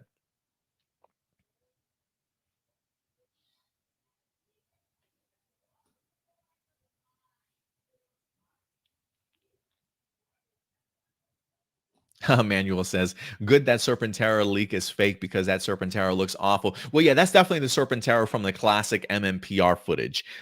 So if anything, yeah, it definitely looks outdated to certainly say the least. But I would love a returning Serpentera. Like I'm still keeping my fingers crossed that we get ourselves a Dark Ranger. I feel like that might be a little bit too fan fictiony for sure. But the idea of him getting his staff feels like that's going to be very much a thing. And maybe even the Serpentera thing sounds like it's even going to be a thing. Like for me, I almost, if even if Lord Zed does become the main villain for the second half, I don't even want the Dino Fury Rangers to defeat him personally. I don't. If the classic MMPR team couldn't, after all those years, and it literally took Zordon to be the one to sacrifice himself to make that happen, and it wasn't even the fact of defeating him or destroying him, right? It's like, hey, we literally changed him with these abilities and with this power surge that we had. You know, granted, it is years later. Dino Fury probably has incredible amounts of upgrade when it comes to technology. There's a part of me that still feels like I don't even know if Lord Zed should be defeated, if any, by the end of season 2.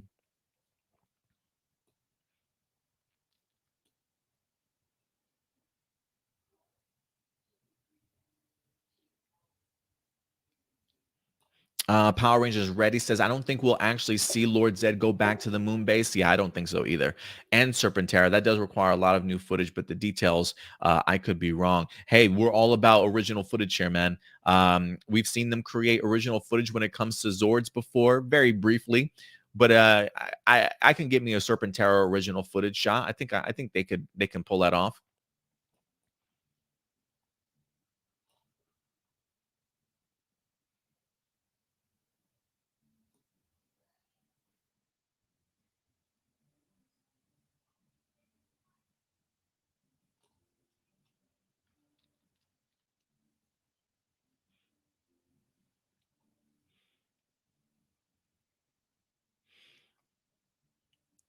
How do you pronounce the Zord Simon Bennett showed at Hasbro Pulse? The Packy Zord, the Paka, Packy? I can't remember.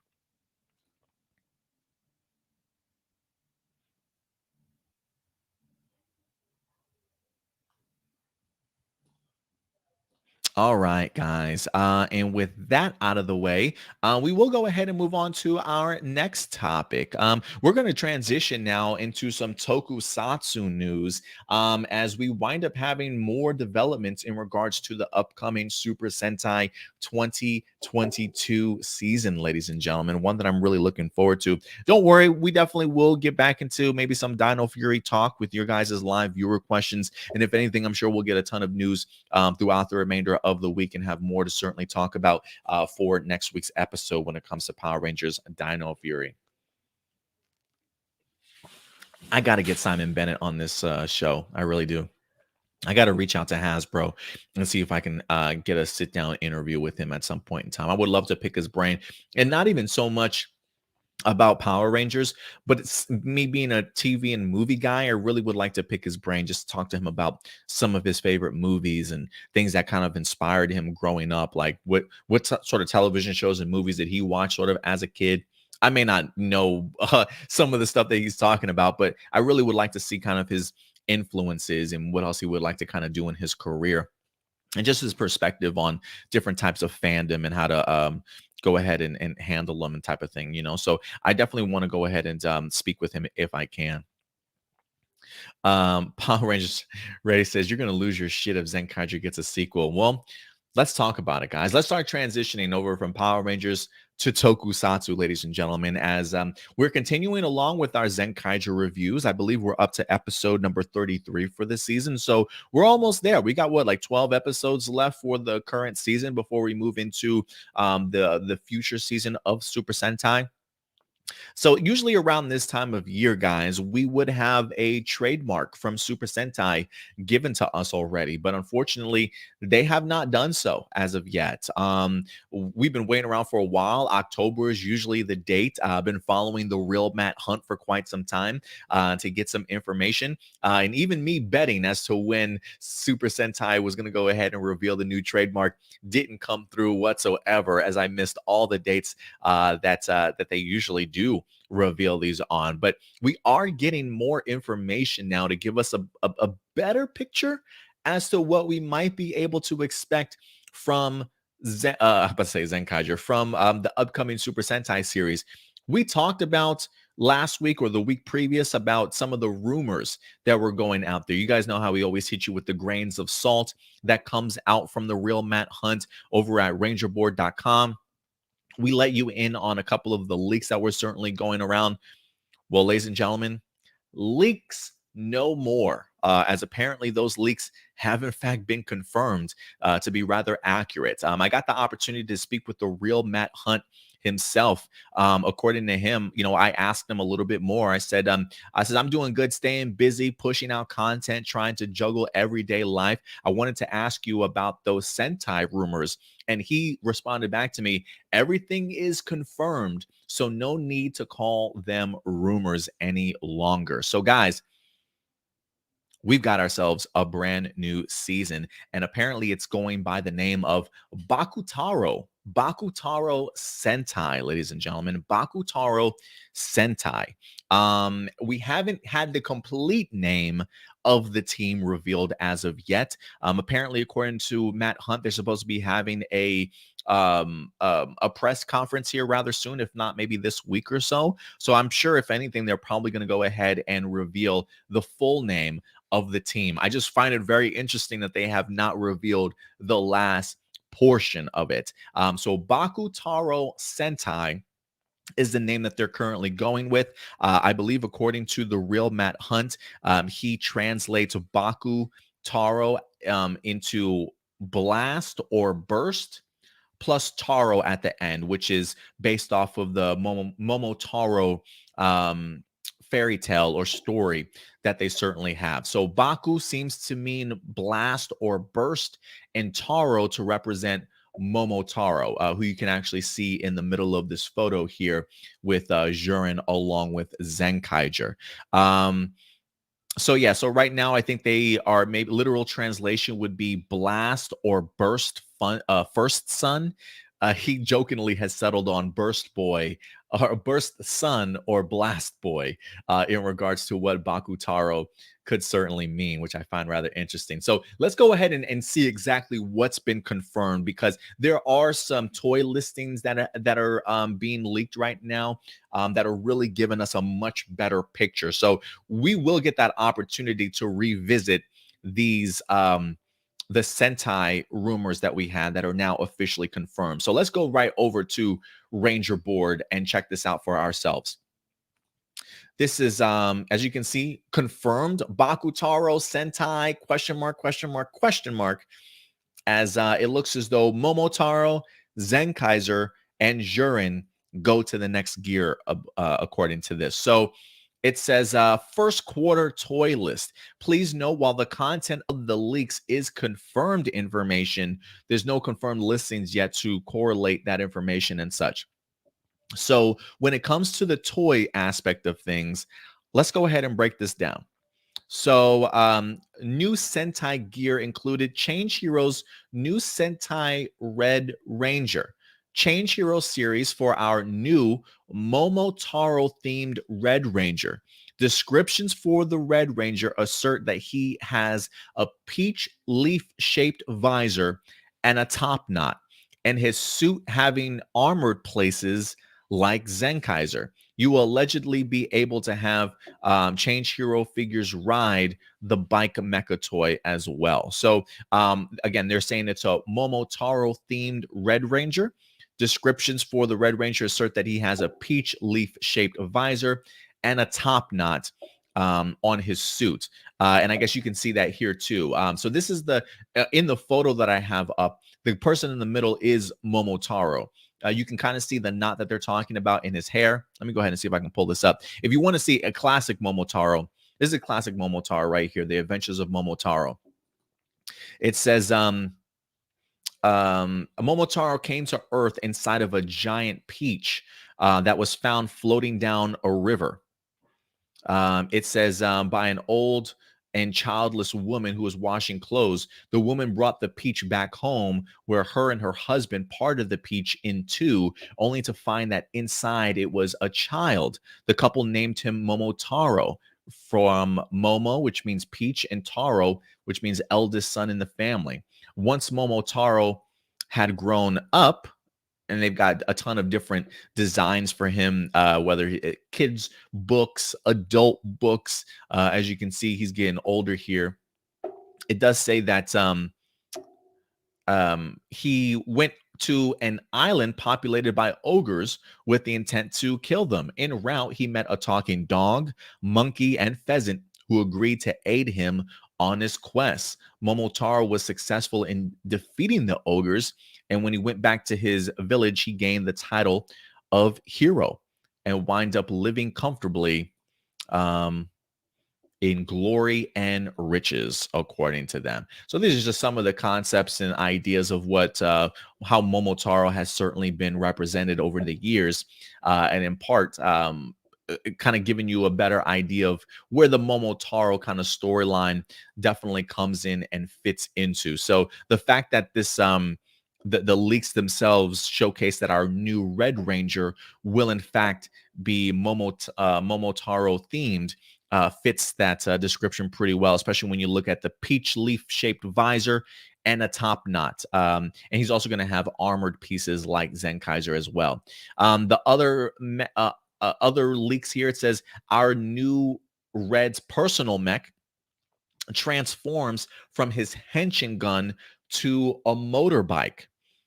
It and then can combine with Zenkaiger to form a new main robo. It says it actually resembles the Geartlinger when it's in its gun mode, and it looks like Kamen Rider Black Road Sector in bike mode. So it starts off in gun mode, very much like Geartlinger, but then when it does turn into bike mode, it does resemble that of Kamen Rider Black's Road Sector. And this is what the Road Sector certainly looks like if you're looking at it from a bike mode. So it goes from a gun mode, very similar to that of the Guntlinger or the Geartlinger, and does transform into sort of a bike mode, if you will, that will eventually go ahead and connect and combined with Zenkaiger.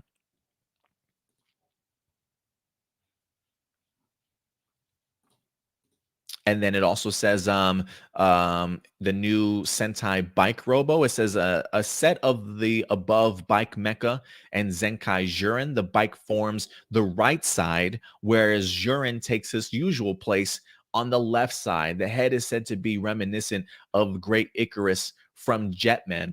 It definitely reminds me. So it definitely looks as though Zenkaiser, along with Jurin, will be returning for this. The confirmed leaks that we saw do have Zenkaiser and Jurin becoming regulars for this particular season, being involved here.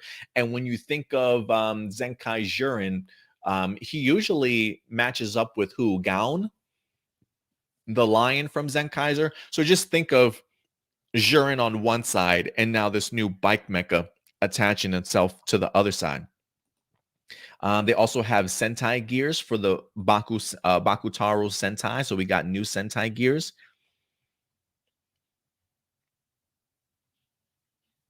And let's see here. It says the Sentai gears are back. Next year, we'll see Sentai gears evolving into a new shape, something that looks more like the shurikens per the leak. So the new gear teeth resemble the Nin Shuriken. If you guys recall how maybe Ninja Steel's shurikens looked, that's probably how the Sentai gears are influenced by. It says our new Red has one. It is a safe to assume that he will again be our change items as well as our gimmick items. So the Sentai gears will certainly stick around, but definitely be in a new mode. It says, and then of course this is now confirmed information. A proven source for Zenkaiger Revice leaks dropped a hint: CGI Black around October 8th. This followed along with earlier rumors that next year's robot battles would be completely CGI. They would seemingly go on to confirm this with his episode updates of episode 30 and 31 of Zenkaiger. If you guys are watching Zenkaiger, one of the things that we have noticed, especially with them introducing us to a brand new mecha formation, this thing is so big that literally the battles are now fully CGI.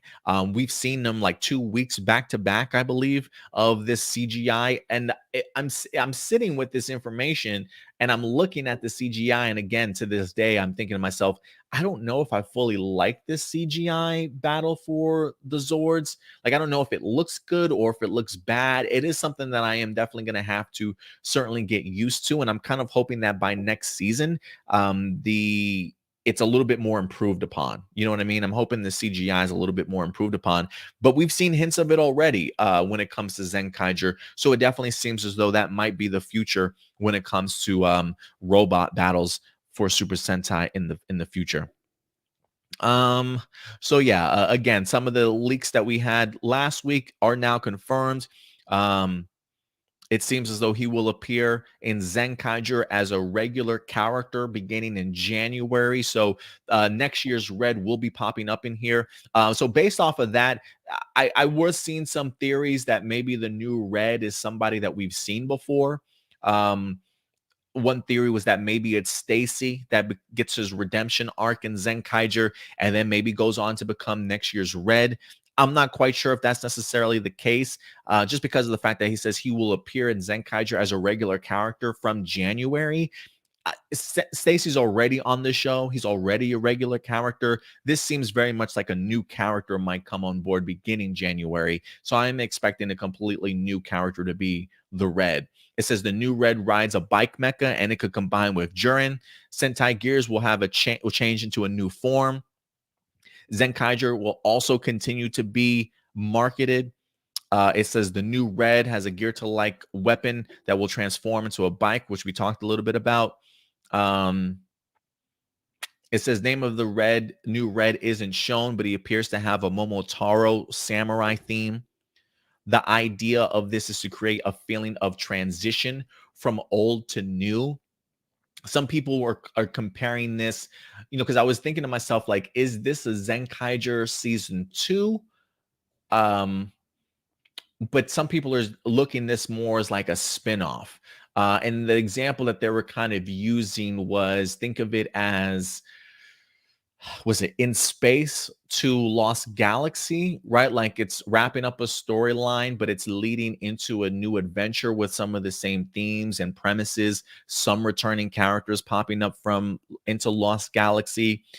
So that's kind of um, the good example that people are giving in regards to the idea of feeling of a transition, which I kind of dig. In the sense that it does allow for us to feel like it's one gigantic story arc, or that there are at least more sort of connective tissues and pieces to this.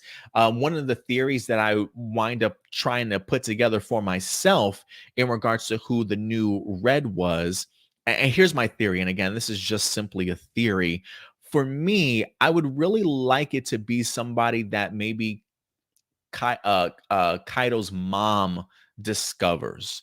The idea that we have Kaido's mom that's still missing, right? She clearly left the Toji Tendo, went through the dimensional portal. She clearly has wind up popping up in different dimensions. Nobody has been able to locate her or find her since she went missing. And she's still out there. Who knows when we'll see Kaido's mom again? Maybe we'll see her come January.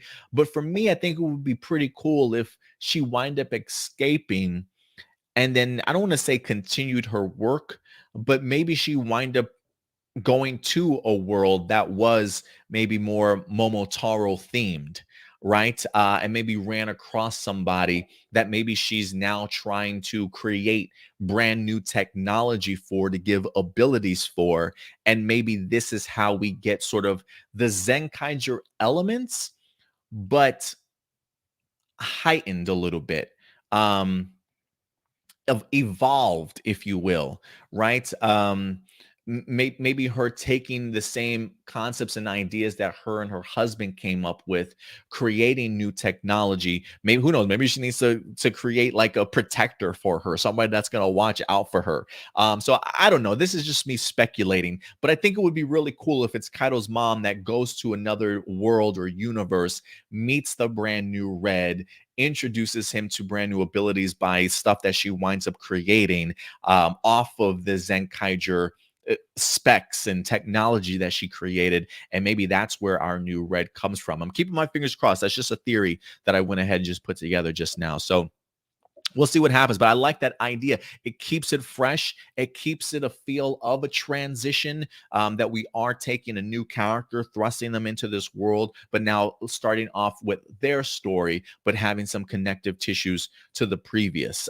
If I do have a concern, if there is any concern that I have, it would probably be the idea that if we are going to bring back Zenkaiger characters, or at least some of them, I do hope that there are new showrunners.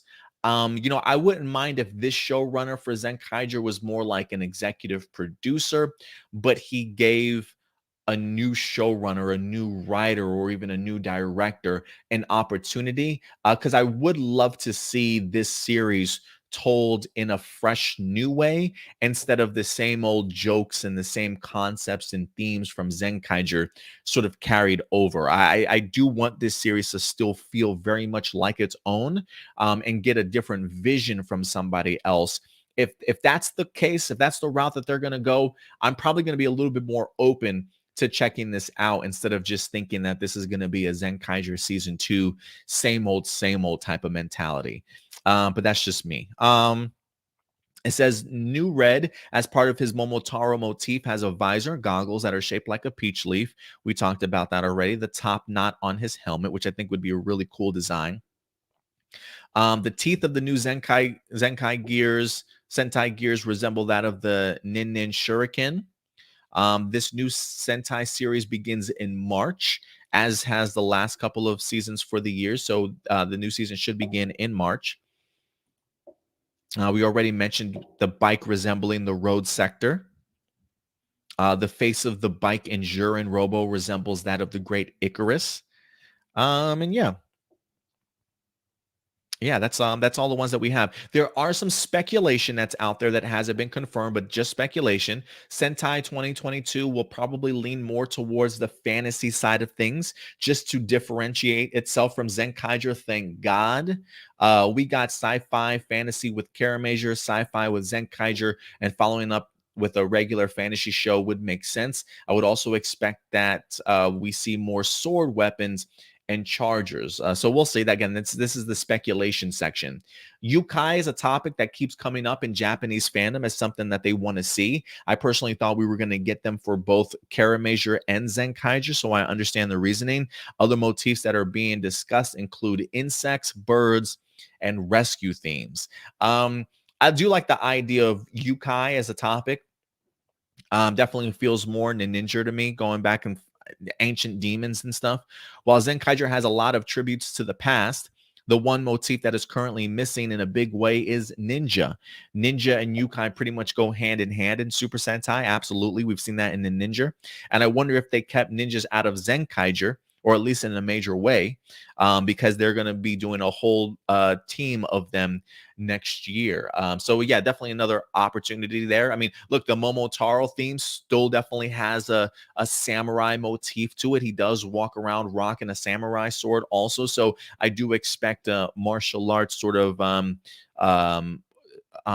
ancient sort of theme, ninja theme that we have certainly going on. So those speculations certainly might be right. But a lot of this stuff, guys, now officially confirmed for Super Sentai 2022.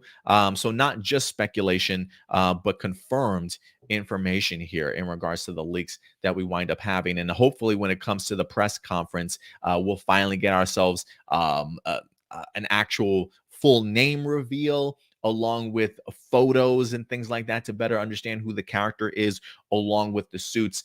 So as of right now, guys, Bakutaro Sentai will in fact be Super Sentai 2022. And as more information comes out, we'll definitely go ahead and keep you guys updated. But I thought that was interesting to be worthy enough to revisit at least some of the leaks, since they have officially been confirmed, and really start trying to put together some of the pieces to see what we could potentially be getting. So, and listen, you guys know, If you've been watching my Zenkaiger reviews, if you've been following me here on APlus Morphinominal for a while, when it comes to Zenkaiger, we truly do have a love-hate relationship. There are some days where it just aggravates me as to how bad and boring and lackluster a Zenkaiger episode can be. Other days, I'm like jumping out of my seat, super hyped for a push when it comes to storytelling, incredible action, great character work. There's some days, again, when Zenkaiger is great. Other days, it misses the mark, probably unfortunately for me more often than not. But it's hit or miss. It truly is hit or miss for me. So the idea of getting a Zenkaiger season 2 does scare me. It does sort of worry me, but I am going to be open-minded towards this idea because two things here. One, the Momotaro theme actually sounds pretty fun and intriguing. And if they can keep with that particular theme and find some way to elaborate upon that, if they're really taking the Momotaro kind of story and branching it off into its entire series, him facing off against Yukai, maybe with that samurai motif involved, I could honestly be on board with it. I think that would be pretty cool. Number two, if there are any characters that I truly do connect with and really enjoy when it comes to Zenkaiger, it is Kaido himself, Mr. Zenkaiser, along with Jurin, the old man of the group. Those are the two characters that I'm the most fond of that seem to really have their head on right, that I can really get behind. So I like the idea of those two being regulars in next season. This does very much give me great Power Ranger vibes too. Just the idea of the feeling of transition, building up the story to connect you into the next season that we get. I thought the original Saban era stuff of Power Rangers, even going into Disney, handled that kind of stuff really, really well. So I'm kind of fascinated to see how that translates into Super Sentai here. If there is a worry that I still have, though, again, I do need more information in regards to who the showrunner is going to be. I do want this series to feel different, to have a completely different vision, to not be so reliant on humor and the chaoticness that is Zenkaiger. I appreciate the uniqueness. I think Zenkaiger is great in the sense of what it's doing as an anniversary series itself, but for a standalone Super Sentai series, it's really lacking for me. So I would be okay with a brand new vision being told, new writers, new directors. If the showrunner for Zenkaiger wants to come in and at least be um, an executive producer, then I'm completely okay with that. But I do want this series to feel significantly different than Zenkaiger. So I'll give it a shot. I'll give it a shot. I have my worries, but there are certain things in here also that definitely do make me hopeful for what we could potentially get. But guys, listen, at the end of the day, I want to know your thoughts. Bakutaro Sentai confirmed for Super Sentai 2022. You hear all this information. How hyped are you? Do you like the sound of what you're hearing so far? Any expectations, things you don't want to see come back or certainly return? Go ahead and certainly let me know your guys' thoughts in the live chat or the comment section box below. Let's see here.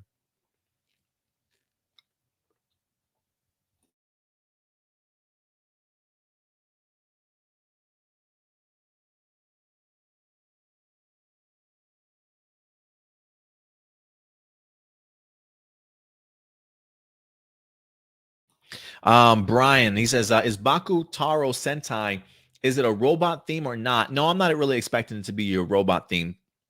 It feels like it's more Momotaro themed, if anything. Maybe some samurai and yukai theme in there also. But maybe just keeping along. Clearly, they're still keeping some robot aspect involved since you're getting Jurin, the Sentai gears and stuff, the connective pieces, things that still kind of link up towards each other, right? So there is a more modern still take on it. Blossom, what's up, Blossom? She says Bakutaro does sound cool.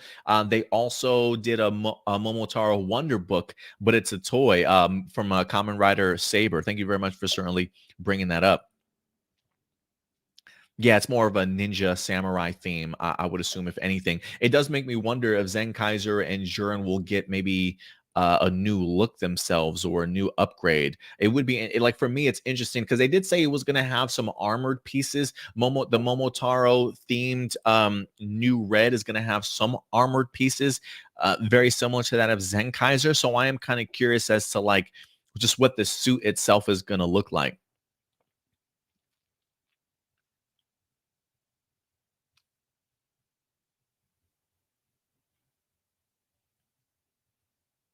Let's see here. What's up, Yusai? Appreciate you certainly coming through. Enrique says, "Is Bakutaro a samurai theme like Shinkenger?" I'm getting more ninja vibes, but yeah, you could probably link the Shinkenger up to in regards to it. That's what it feels like in regards to what they were talking about. So I would yeah, probably more like Shinkenger and Ninja perhaps. Yusai says, I stopped watching Zenkaiger. Like I would love to get back in it, and I just might, but please go back to the tone of the new Goat series Karamazor or second Goat series Gokaiger. And I mean it for the new series. Hopefully the motif could be something out there like Ghosts or something. I don't know, but let's avoid any dinosaurs for a long time. Yeah, no, I don't think they're going to be doing dinosaurs anytime soon. Revice is currently doing dinosaurs anyway, so I think they're okay with Kamen Rider using that motif as of right now. But this does feel very much like first of all, I don't blame you for having to stop watching Zenkaiger. I'm surprised I haven't given up on it yet, but I still keep coming back around, keeping my fingers crossed that they'll surprise me because there are some elements of the series that I definitely want to see how it unfolds and how they wind up handling it. But as far as the tone going back, I do hope it's a little bit more lighthearted, back to what we did with Karamazor instead of just as chaotic and humorous as it is all over the place. So I am hoping that they do take a little bit of a step back and just give this series a new tone and vibe to it in general.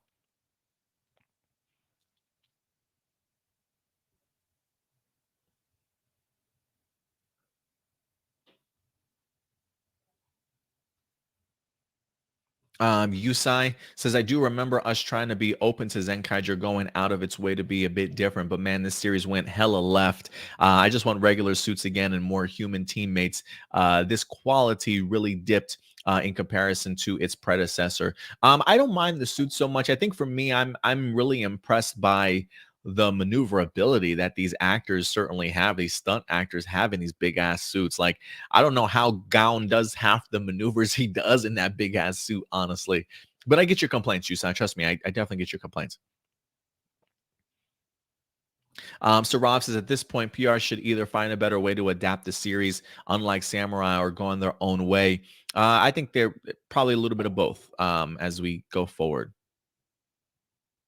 Power Rangers Legacies. I hope the next Super Sentai series is more serious and less what the f. Yeah, and I don't even need it to be super serious. I mean, if you can have a really well balanced storyline, like I thought Major did, lighthearted yet serious tones, great themes to certainly be discussed and talked about. I thought Major had a really great balance to it.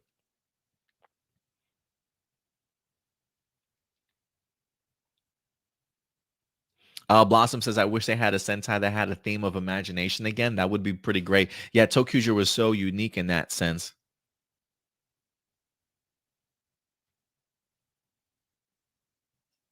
Going back to Dino Fury, Adam, do you think, who do you think finds the Rangers' identities first? Since you haven't watched the rest of season one, maybe Doctor Akana. I don't know. I could be wrong though. I could be wrong. All right, guys. I think with that out of the way, oh, and make all the Rangers human again in regards to the next season. Yeah, it would be interesting. Brian does ask, will there be new 5 Ranger humans in Bakutaro Sentai or not? Well, Jurin clearly is going to be a regular. So I guess it's going to be maybe a combination of robots and humans. Maybe Jurin will be the only robot there. I'm perfectly okay if that's the case, though. But I wouldn't mind it. Like, if they're going to be regulars, I wouldn't mind their traditional cameo from like Vroom or Majin. I just don't know if I want them to be series regulars like Zenkaiser and Jurin certainly are planning on being. So I'm really looking forward to this. I'm actually really fascinated. I think the Momotaro concept and idea really does fascinate me, and I want to see how that story of Momotaro really leads in. Like, I want to see the creativeness that the showrunners and Super Sentai team do when it comes to tackling this. This will be what, the third series, um the third series in the Rewa era sort of thing. So I can see them definitely going back to more classic martial arts, samurai, ninja themed. You know what I mean? Yusai says, oh, and one question, is Gown less annoying yet? For me, I think so. For me, I think so. I haven't really felt like Gown's gotten too much spotlight episodes. I feel like it's been a minute since he's really gotten under my skin. He hasn't been that annoying or that upfront about his hate for other Kikainoids. So it's actually coming along pretty well.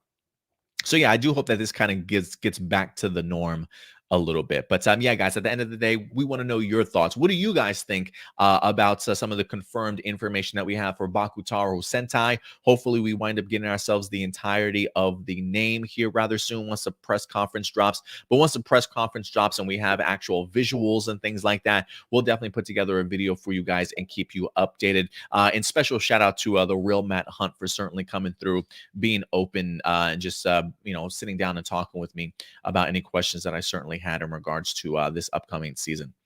All right, guys. We'll definitely keep you well informed. With that out of the way, though, we got two last-minute topics that we're going to go ahead and break down for you guys. We'll make these quick, to be honest with you, though. You guys know that currently when it comes to Kamen Rider, there's a really big push for Kamen Rider to extend itself out into the United States. Kamen Rider has several different projects currently in the works. They've got 01 that's supposed to be coming to TokuSHoutsu this November for people to certainly check out. They also got Shin Kamen Rider that they're certainly working on as well. We've got the animated series Kamen Rider Fudo Pi that's going to be simulcasting over with Funimation for the American audiences. But the other project is, in fact, Kamen Rider Ryuki. That they're going to be doing streaming as well for you guys. If you haven't had the opportunity to check it out, Kamen Rider Ryuki is certainly going to be available for you guys. I believe this was the series that was adapted into Kamen Rider Dragon Knight. I believe it was, right? Was that Dragon Knight?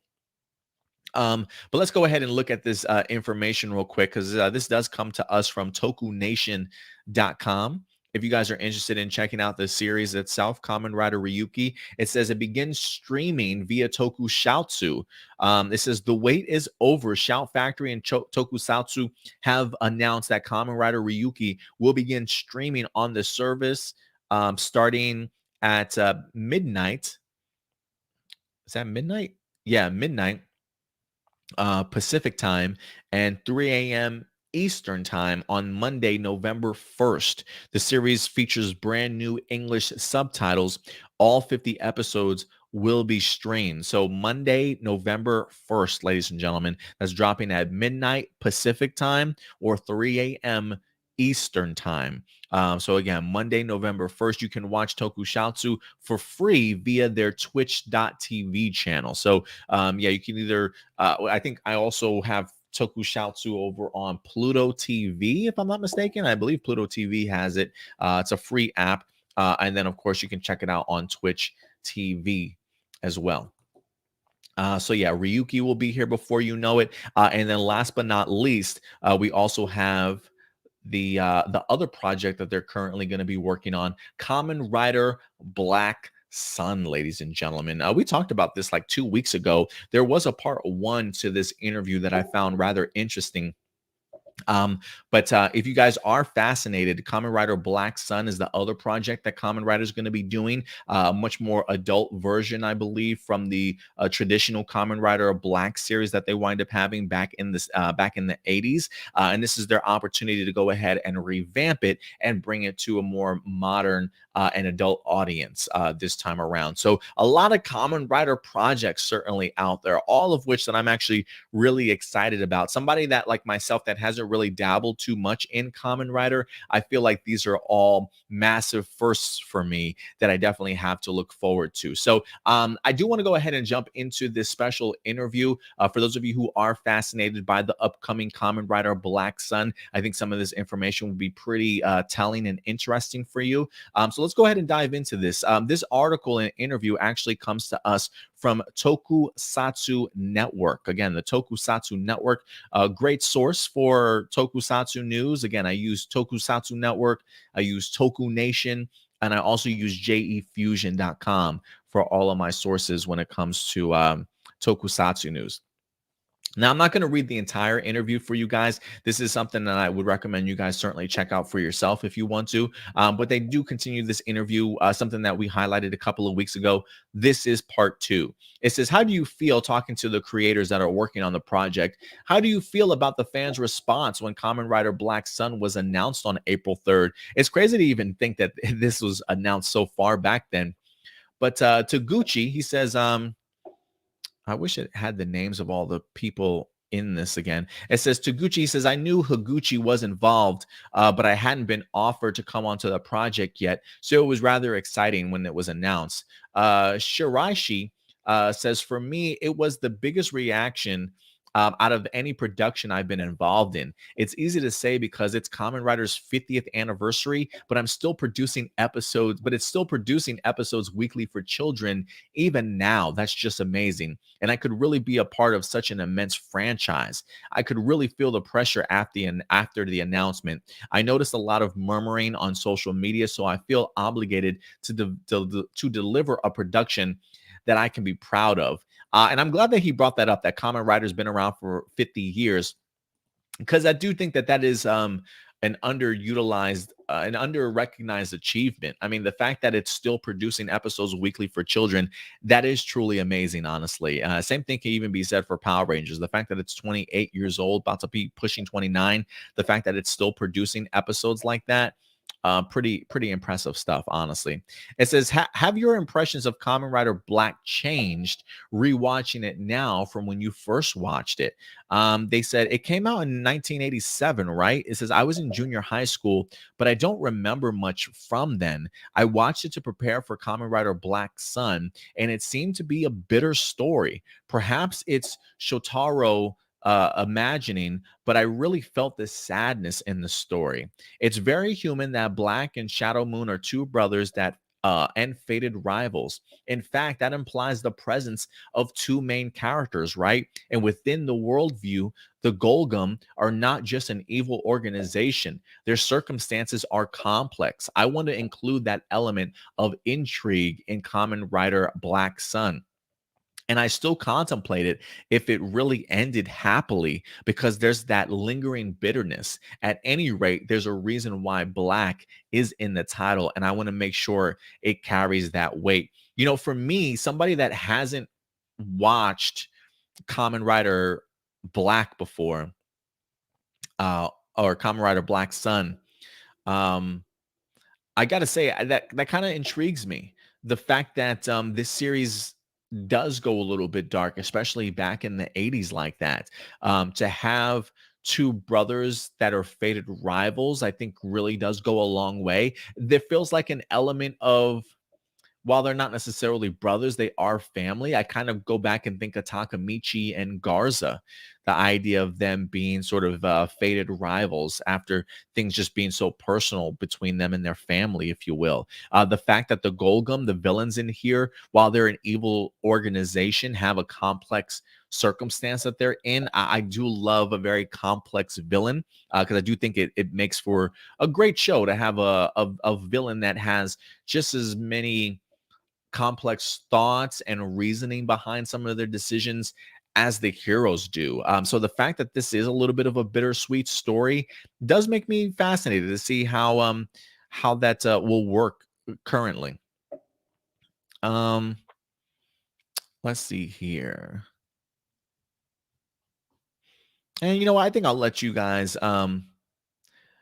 Let me see. It says, what kind of production do you want Kamen Rider Black Sun to be? It says, as a form of entertainment, I want it to be interesting, but I also want some layers of present times built in. While it is a hero production, there's something that's been lost to the darkness of modern day, something everyone needs to think about, but have been unable to do so. It doesn't have to exactly reflect the world, but it is made so people feel that way. I will do my utmost to make this a piece that makes people think about current social issues in Japan.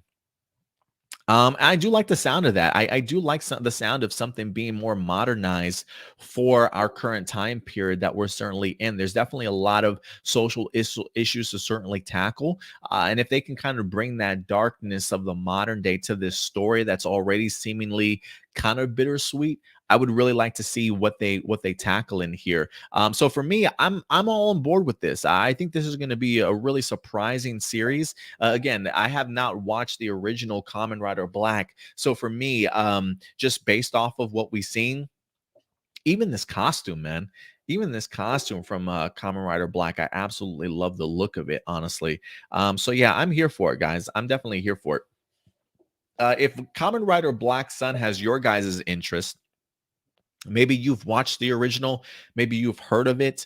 Does what they're talking about sound interesting to you guys? I definitely would certainly love to know, because this is a series that I definitely plan on watching when it is in fact released. But guys, at the end of the day, I definitely want to go ahead and know your thoughts. So let your thoughts be known in the live chat or the comment section box below. Who else do we got here? Oh, Sarav does enlighten me. Yes, I just wanted to make sure I had that correct. Ryuki was adapted as Dragon Knight. Not including that on the network will be an immense disservice. Yeah, it'll definitely. I thought it was. I thought it was. Izzy, what's up? Izzy, appreciate you coming through. Appreciate you stopping by today. Thank you very much. Enrique says, "Is Kamen Rider Black Sun gonna add a new actor for the main rider?" I would assume so. I would assume that they're not going to utilize the guy from the 1980s series. I would assume that they're probably going to go ahead and actually do. Um, if anything, I think that if anything, they'll definitely have a new actor.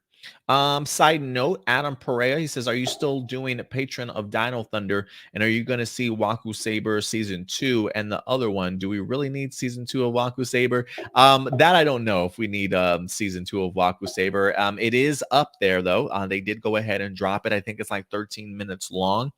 So I'll check it out. I'll check it out and probably do a review. Although I think we did the Waku Saver reviews on our Patreon as part of the $1 tier. So I may just go ahead and pop those back up there also. We'll see. But I have not done the Patreon for Dino Thunder as of yet. All right, guys. With that out of the way, we are going to transition to the last segment of our show, and that is going to be your live viewer questions. So we'll definitely go ahead and take your questions, guys, as we go ahead and wrap up the show. So let's see what we got here.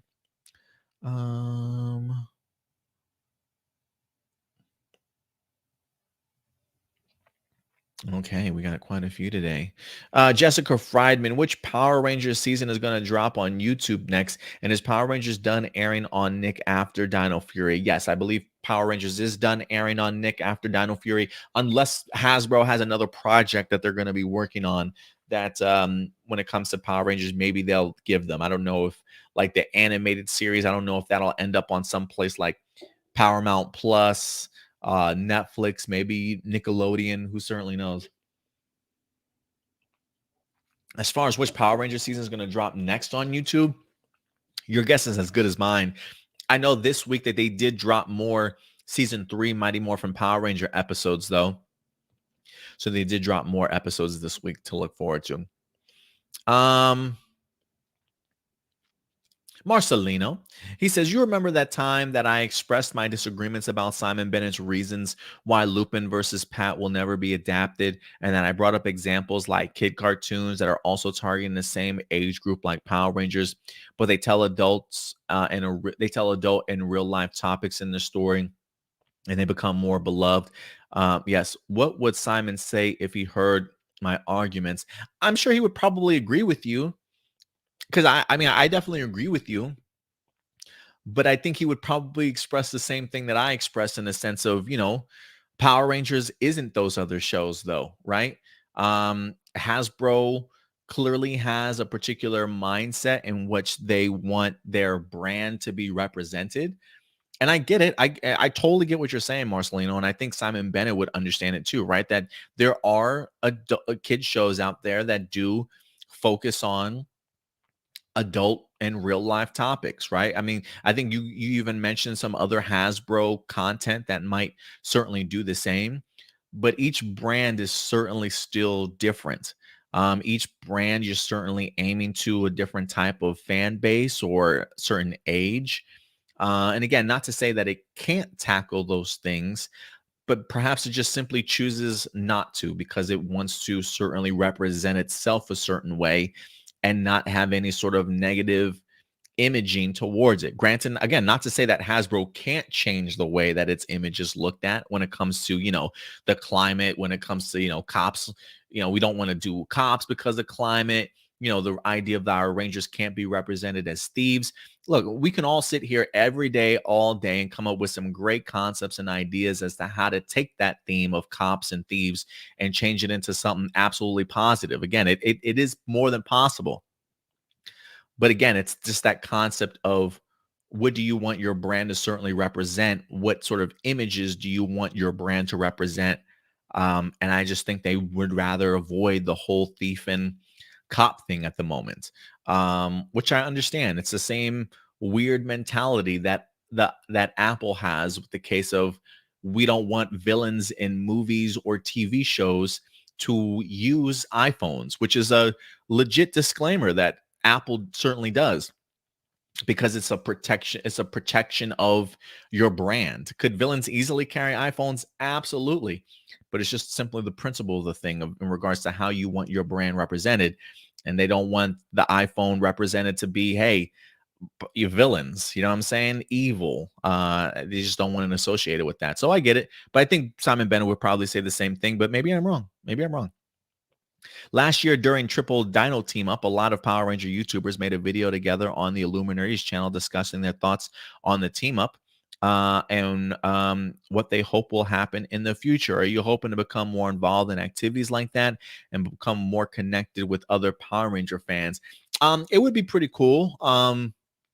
Last year when the Illuminati did the viewing globe, while they didn't include me to be a part of like the big panels, they did at least reach out to me to have like a small commercial segment on there, which I certainly did. I personally missed it. I don't know if it aired or when it aired during that weekend, but I definitely did miss it. I have spoken with Joe from the Illuminati. I've also spoken with Jezer from the Illuminati. Esty maybe once or twice briefly, but that's really it. Like that's really it in regards to like my big connections to other YouTubers out there. I might have said one or two things to Ranger Liz before, like via tweets, but nobody's ever really reached out to me outside of Joe and Jezer to say what's up and talk about my work. Shout out to the Illuminati for at least pushing my video last week. I really appreciate them. I want to Battlestar Galactica, is that what his name? Over at the Illuminati, he pushed it also. Thanks to Marcelino for being in their live chat. But a lot of people in the fandom outside of fans, other YouTubers don't really reach out to me. Hockley's never talked to him. George Jr. never talked to him. Although, I think maybe once or twice on YouTube, on Twitter. Ranger Board, nope. Nightmare, who usually does the behind the scenes stuff, yeah, we'll definitely speak on occasion. But other big YouTubers, haven't spoken with Deoxy, don't know Toku Chris, don't know any of these people, honestly. Nobody's bothered to reach out to me to make any connections like that. But on the other hand, I haven't either. It is a little bit a case of shyness, awkwardness, fear. Sometimes it's because they are bigger than me in this realm, even though I've been in here for like the past 8 years. Yeah, we just have never connected like that in any sense of the way. I don't know why that is. Maybe maybe it's a case of they're waiting for me to reach out. Because I'm, they've had these friendships for years. You know what I'm saying? Like they've gone to conventions together. They've been involved with each other. They've done a lot of collaborations, sort of thing. I'm pretty much the outsider, so it could be a case of them waiting for me to reach out and me waiting for them to reach out to collab, and at the end of the day both people just don't communicate. You know what I mean? That's what it definitely feels like more to me. But I'm not putting the blame on them whatsoever. I do think a part of that does fall on me for not taking that more of initiative to branch out a little bit more, becoming bigger than maybe what I already am, in that sense of having more Power Ranger fans notice who I am and recognize my channel by just collaborating with them, right? And having both of our fan bases, feed off of each other, type of thing. But yeah, I've just never it's I guess for me, with the exception of maybe like 3 people in the fandom, hasn't really felt super welcoming or opening with arms, sort of thing. But I think a lot of us are just stuck in our ways, stuck in our friendships, and haven't really reached out. So to those that have reached out to me, I really appreciate it. But yeah, I haven't really taken that extra step to make big collaborations. But maybe someday I will. Maybe someday I will. It would be pretty cool to be on a Luminarity or Ranger List show, or just having them come on the show for a brief segment here or there. So maybe that's something that we'll definitely work on. I know you're not supposed to talk about Kamen Rider Revice, but I find it weird that of all the people, the Illuminator didn't mention Subaru Kimura's racist tweets that he made in the past, especially since they talk about wanting diversity in film and media a lot. I mean, look, there's a lot of people that didn't maybe cover it. I mean, this is something that happened back in 2018, so I wasn't following the Illuminati then um, to really follow that type of stuff, right? But again, it's a case of pick and choose what you want to fight for, I guess. For some people, maybe it's not that big of a deal. Maybe some people want to turn a blind eye and not address it. I mean, I tried my best to kind of address it yesterday, just seeing where people's energy was at. And again, I'm not saying that people shouldn't fight for environment, right? I just wish that people that took that same type of energy and accountability towards something as important as environment, I wish that they took that same level of accountability and pushed forward too when it comes to the concept and idea of racism also. So again, I have no problem with people fighting for whatever. I just wish that same energy went to other things too, because it does feel very pick or choosy what you decide to push back against or be an advocate for. Um, but yeah, if they didn't follow it, yeah, I'm not going to hold it against them, but it is interesting to me. Like, I haven't even seen the same thing with the NFTs though, right? Like, I haven't seen them talking big or negatively or coming out and saying anything about NFTs, with the exception of like what they might have talked about a little bit. And for them, it was a case of maybe not even fully understanding, or hearing things um from other people and making a judgment call on it. But they even said in their show, there's more information that we have to learn about. And that's the platform that I wanted to give my show, was a little bit of an educating, a little bit of an education to understand not only what NFTs are, but also what it is that Hasbro's trying to do in the sense of NFTs. I think it's just important to show both sides of a story instead of just hearing one negative sort of outlook on it, and people pushing false information or not giving you the full story, right? Um, so yeah, I think the NFT is like already sold out too, if I'm not mistaken. So I'm pretty sure some people clearly did go ahead and purchase it themselves. But to each their own in regards to what they want to stand for and fight for. But I'm not going to get on the Illuminati's case for not mentioning something that happened 2 years ago, because I didn't know about it when it originally happened. It just got brought to my attention when the voice actor was then cast in Revice. So that's how it got brought up to me, and then got spread from there, sort of thing. But also it's a case of that some people just don't know how to talk about it. Sometimes it is a difficult topic, an uneasy and awkward topic for some people to understand and accept. Um, but I don't mind talking about that type of stuff. I do think there should be a platform for that to be discussed, even if it is awkward and cringy at times. Um, Johnny Morero's got a couple of questions. What are the chances Lord Zed teaming with Scrozzle to find his staff and be the main villains for 30th anniversary season? Wouldn't that be something else if Scrozzle teamed up with Lord Zed and they became like a group? Man, Scrozzle is that cockroach. Homeboy knows how to survive these things.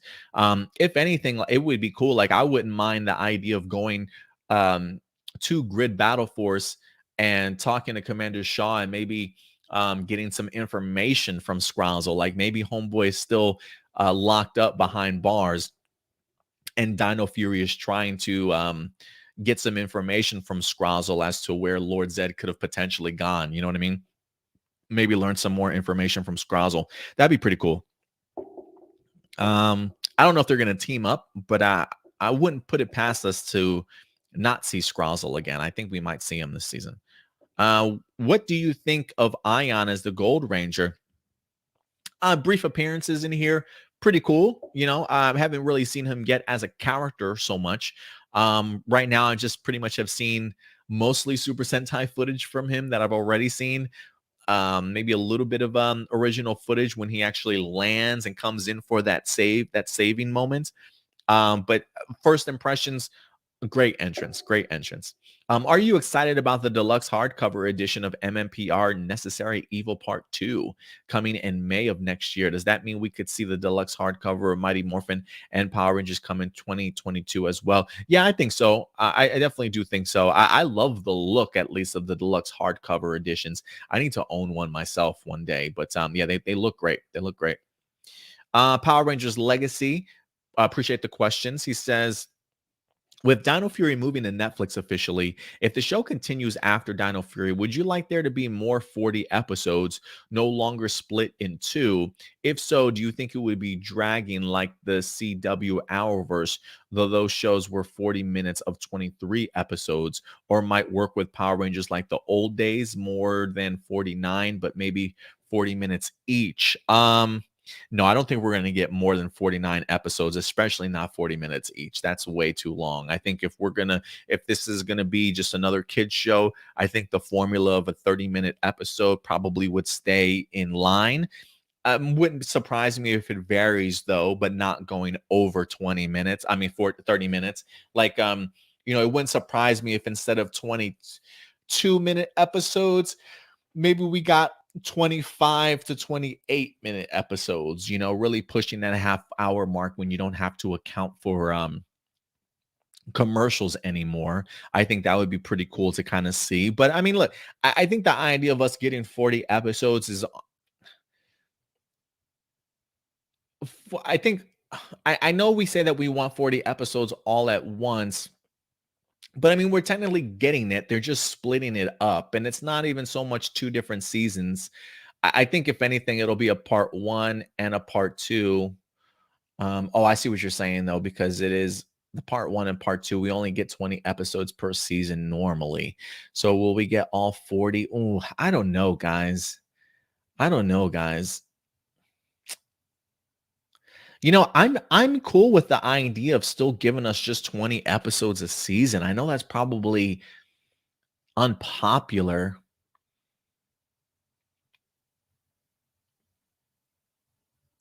Because I don't, honestly, I don't mind the big batches of 11 episodes at a time dropping.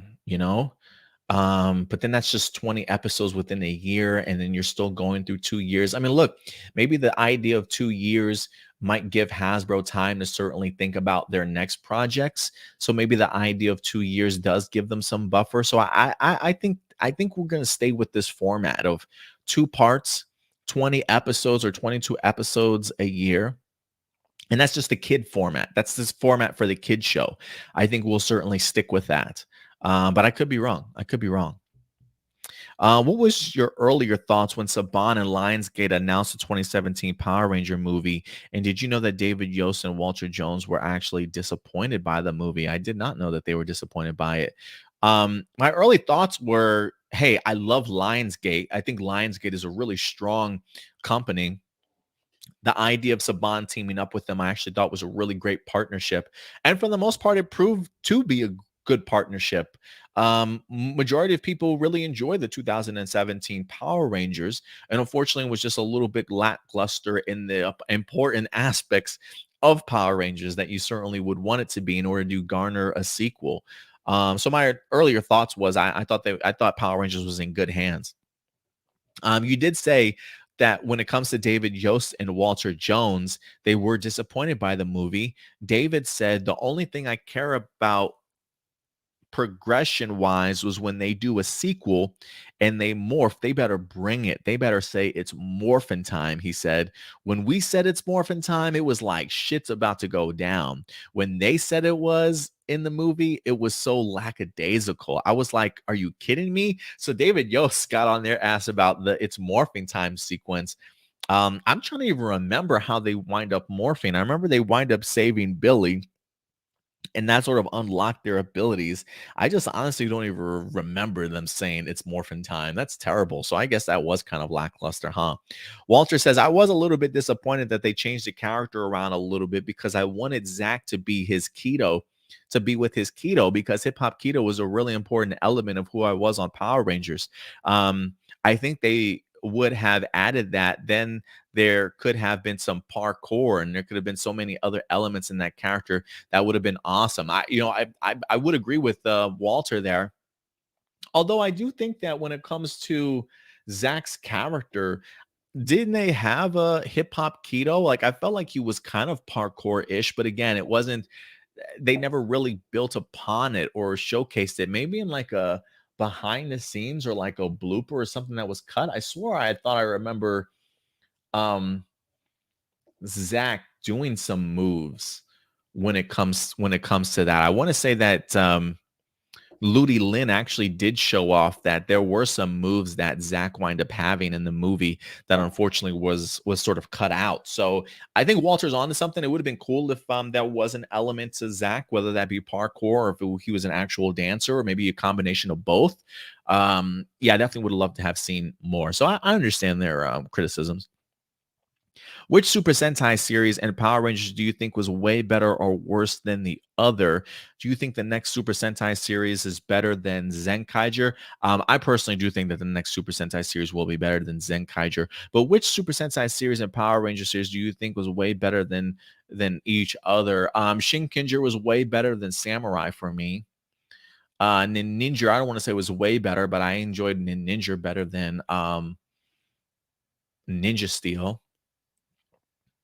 I'll even say, I actually probably will say Q Ranger. I mean, excuse me. I'll actually even say that I think Dino Charge season 1 might have been better than Cure Yuger for me at least. That's the only. That's surprisingly. I think when it comes to Cure Yuger, I only watched like the first half of the season. So when it comes to Dino Charge, I actually really enjoyed the season. Honestly, I wasn't the biggest fan of Cure Yuger. But yeah, those are just to name a few. Let's see here. Adrian Perez has got a couple questions. He says, hey, how are you liking Dino Fury so far? Are you still watching the current Super Sentai series? Yes, I am still watching Zenkaiger. We are on episode 33 as of right now. Episode 34 was this week, so I'm looking forward to reviewing it. We have the reveal of Hookheiser this week, and it is also a Halloween special. Halloween themed episode. So it should be fun to say the least. And I'm really enjoying Dino Fury, man. This show has not missed a beat. Simon Bennett and the writers have done an incredible job in regards to bringing these characters to life. Really great storytelling so far. I've loved how they've included some past elements to Power Rangers and have included them and like just interconnected them to the current series, but also not being overwhelmed with a lot of the past, still very much keeping the current Rangers and their story at the forefront and making it the most important thing. And for me, I absolutely love what they've done so far. Did you hear the rumors and leaks of Dino Fury Season 2? Yes, regarding Lord Zed's possible return as a villain and other secrets like Void Knight and Centaur. Yeah, we did talk about that, and we also talked about how Simon Bennett has come out and debunked those rumors and leaks. There might be trickles of some things that might have hit on, but it's similar to what the A games tend, maybe a quarter of that information might be viable, but the rest of it I'm not really taking at its word. So if Simon Bennett says not to necessarily believe it or follow those threads for what season 2 has in store, then I'm definitely not going to, and just be open-minded and see what Simon Bennett and the rest of the team do create.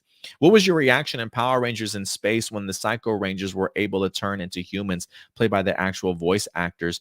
Do you think it would have been cool if Blue and Pink also had human forms if they weren't killed so early? Yeah, I do think so. I think that would have been pretty cool. Plus, if Zane had a Psycho Silver counterpart who was real, and would be cool twist if Justin Nemo, Zane got to play his evil twin in all new footage. Yeah, that would have been pretty cool. I would have been completely on board with that. Anything Psycho Rangers related, I'm here for, guys. So I definitely would have absolutely loved that. Let's see here. L'Oreal says, wasn't Jordan fight amazing today or what? Well, listen, I didn't see Jordan fight. I saw Super Sentai Gold Ranger footage, so I'll definitely give that something worth cheering for. Jordan fight for me, I don't necessarily even consider this Jordan fight's debut per se, as I do more Sentai footage debut. I'm ready to see him actually rock the suit, demorph, morph. That'll feel more like a Jordan fight sort of episode today for me. But I guess his ADR work was amazing. Definitely. If Izzy takes after Cena, Ollie totally takes off after Tommy Tomo. Can't you see that? Yeah, I definitely can see it. I definitely can see it now, especially. If some Dino Fury Rangers take after Kara Majors, I wonder which ones would take after Shigeru, Seo, or Juru. The Dino Fury Rangers. Yeah, I don't really see Amelia as Seo so much from Kara Major. I almost find, believe it or not, I feel like I'll almost find Amelia like Juru almost. Just that constant enthusiasm that she has kind of built in for every little thing. I kind of almost feel like Amelia represents Juru pretty well. Shiguru, who won Power Rangers?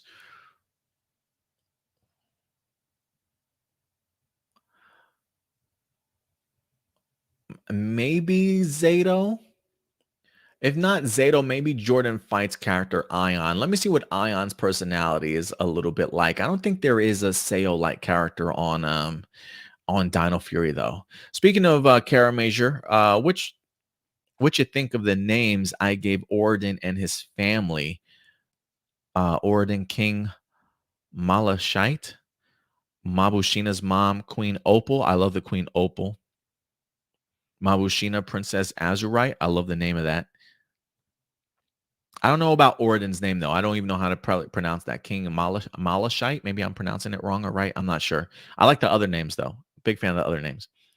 Let's see here. Doomsday. What's up, Doomsday? Got a couple questions. Which one of the worst Red Rangers by popular choice was better than the other? Jaden from Samurai or Troy from Megaforce? Give me Jaden. I shouldn't even have to finish reading that sentence. If you were going to adapt Zoojer and they decided to do an all animal crossover with the whole team, how do you think they would pull it off due to what happened to Red Wild Force Rangers actor? That's a good question. If anything, probably not have any demorphs for the Wild Force team. Just have them all rocking their costumes. Maybe have some of the Jungle Fury characters come back. I think that would be pretty cool. Do you think Sky from SPD showed some extremely awesome character growth? Because when Kruger asked him if he would follow Sid into battle if she was a Red Ranger in the first episode. He was like, "But sir, she's a girl." But then in the last episode, he was like, "Sir, I'd follow anyone into battle if you felt worthy of wearing." That you felt worthy of wearing. Yeah, that definitely in itself is pure growth. The idea of seeing somebody as one way, but being able to see them as material, Red Ranger material by the end of the season. Yeah, I definitely agree. Definitely some great growth there. Adam Perea, he's got story time here for us guys. Story time. Why Lightspeed Rescue was one of the best seasons post MMPR. All the Rangers were no longer in high school. They were law enforcement. The opening scene took place in ancient tomb in Egypt. Funny, the group of men were white guys, not Middle Eastern. For the first time, the Rangers did not have a secret identity, so everyone in the city knew they were Power Rangers. Yeah, I thought that was pretty cool. This was the first episode where all of the Rangers' powers and weaponry set up straight from the morphing grid or a giant head of swords. Swords. Each of the Rangers had professions. Carter, a firefighter, Chad, a driver, Dana, a paramedic, Kelsey, Olympian athlete, and Joel, fighter pilot cowboy.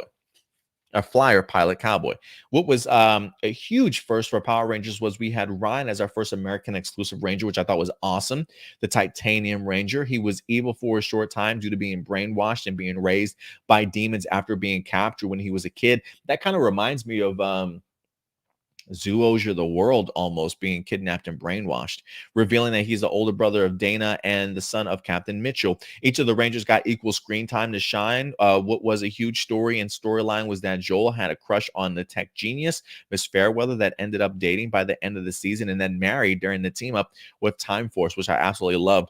We got 3 American exclusive battleizers, with one for Chad and Joel called Mega Battles, and for Carter, the Trans Armor Cycle. To finish off, Lightspeed Rescue is one of the best seasons of Power Rangers, but was also very mature. So yeah, I definitely agree with you there. You do have a couple of questions though. I don't want to sound like an asshole, but if you have not seen episode 16 of Ion's debut, how would you predict Ion's reveal, and how would you find how he finds his way to the Rangers?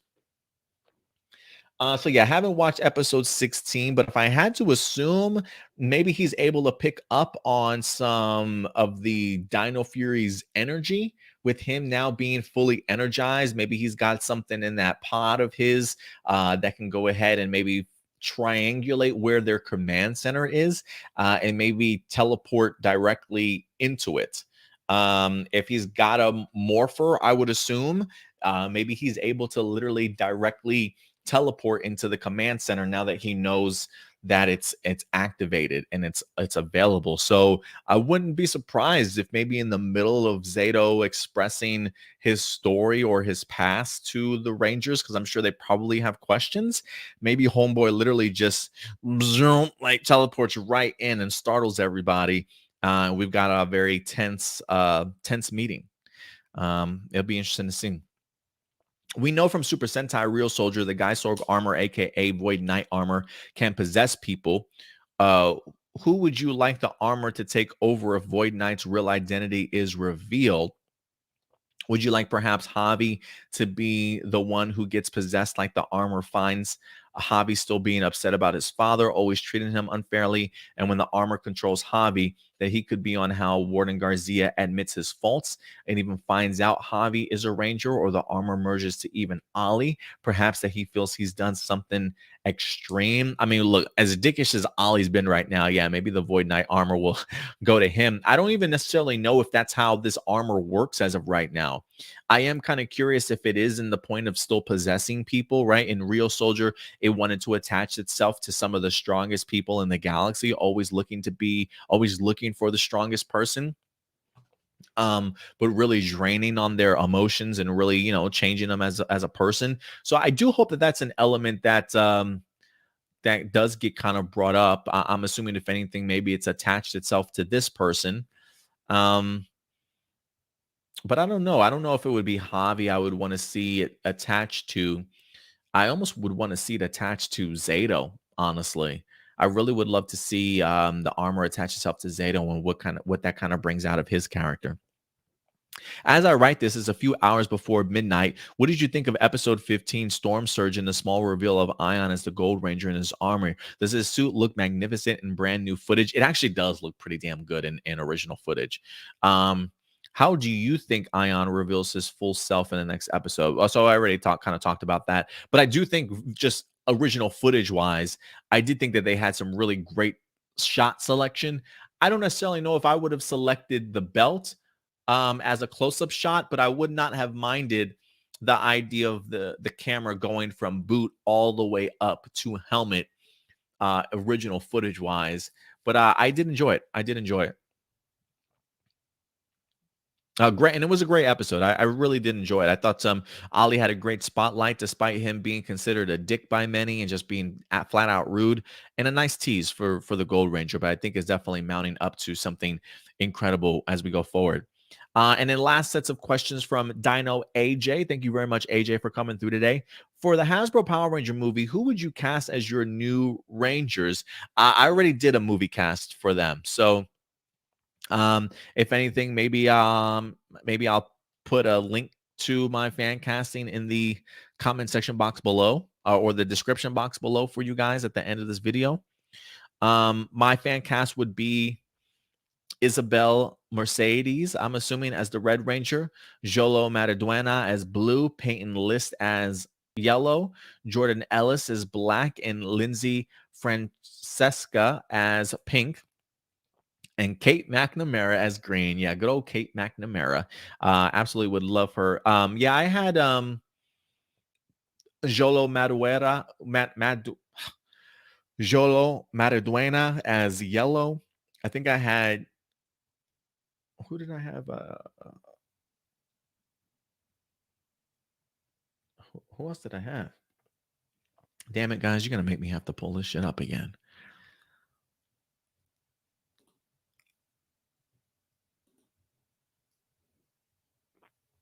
Damn it. Please tell me I saved these. I can't remember if I saved their pictures or not.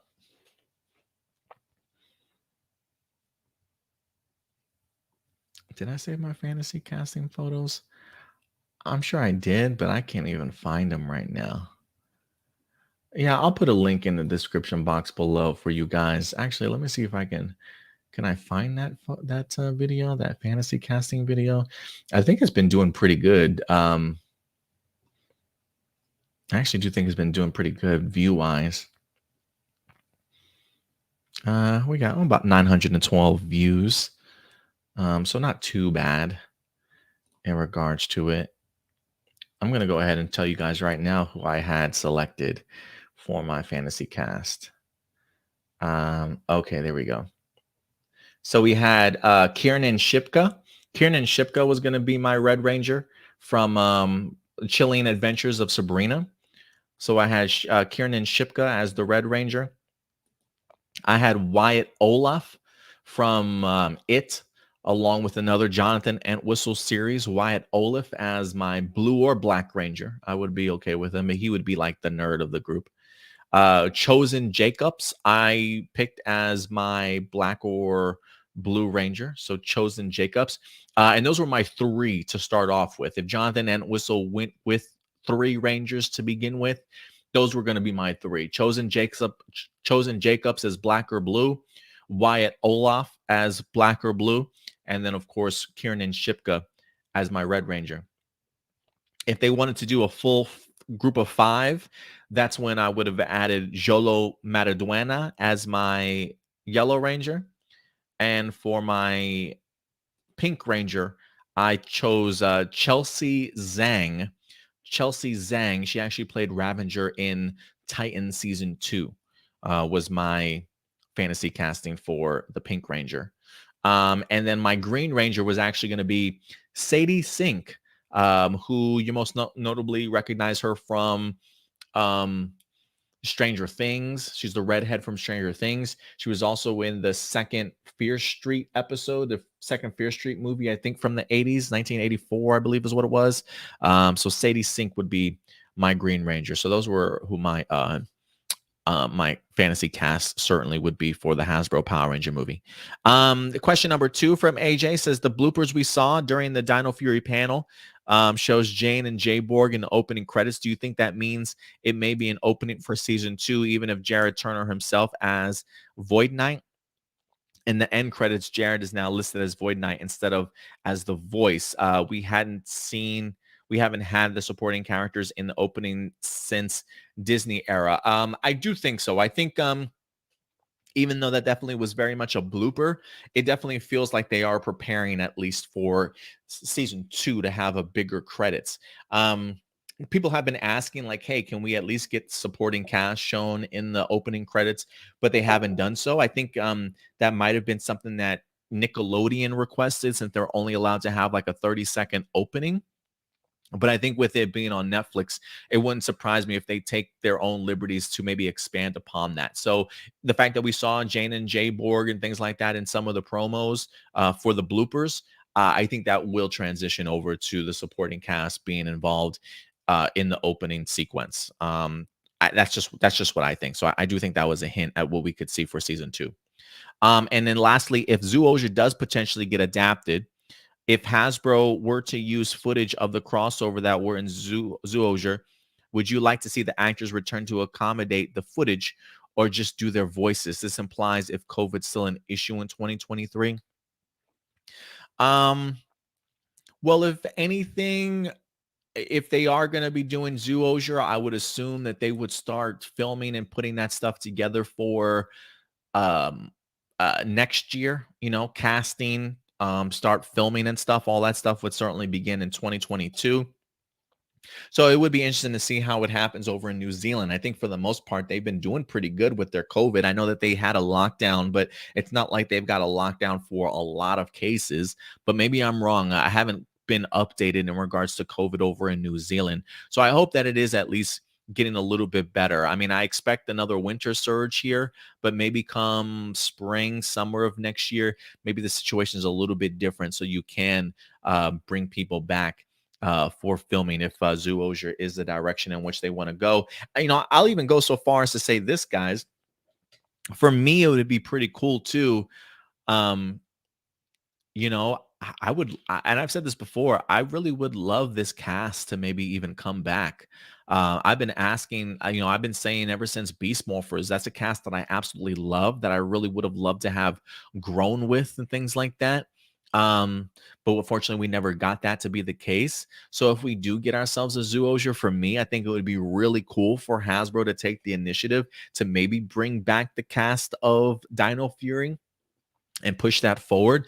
Similar like the feeling of transition that we're going to be getting from Zenkaiger into the new Super Sentai series. Maybe we can get a little bit of a transition for from season 2 into Zoologia, maybe doing something significantly different. I want to see Hasbro take the initiative and do something unique and fun and original, or something that we haven't seen in a long time. Not to say that they're not doing that in Dino Fury, but this cast has been to New Zealand. They do know how it works now. COVID protocols, right? They've had to deal with all that. I'm sure they've been vaccinated also.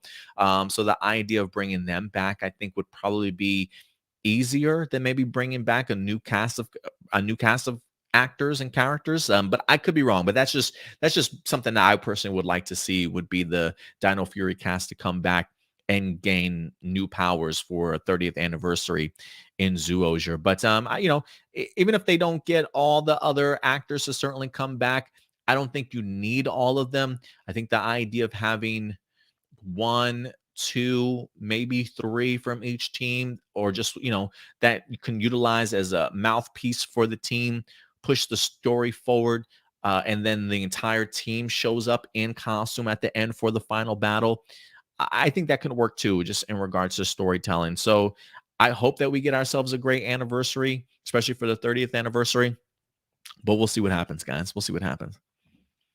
All right. I think that is it in regards to our live viewer questions for the day. So if anything, let me go ahead and round off this. Hey, What's up? Campbell Cooley's in the house. Good to see you, man. Voice actor at large. Good to see that handsome face on there. By the way, you did incredible as Mr. Wiz in this episode. I love your showmanship. It's just it topples that of Slither himself, man. It's like you embody this person perfectly. You've been doing a fantastic job. So appreciate you quietly watching from the shadows. But listen, Campbell, you don't ever have to watch quietly. You're always more than welcome to throw your 2 cents in there at any particular time of day, man. So thank you very much. Appreciate you certainly coming through.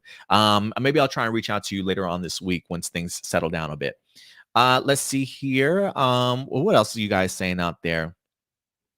Yusai says Shigeru, excuse me, would totally be more Zato if anything. Yeah, that's where I had to. If I had to say Shigeru represented anybody for me, maybe Zato for sure. Adam, or have a recast for Cole when demorphed. Everyone does love the Wild Force actors. That's a possibility too. Maybe you could probably get away with that, right? The morphing grid does act in mysterious ways. So I can definitely understand that. Matthew, you were a fan of the belt close up. Well, hey man, more power to you. I'm glad you appreciated that shot, man. Glad you did.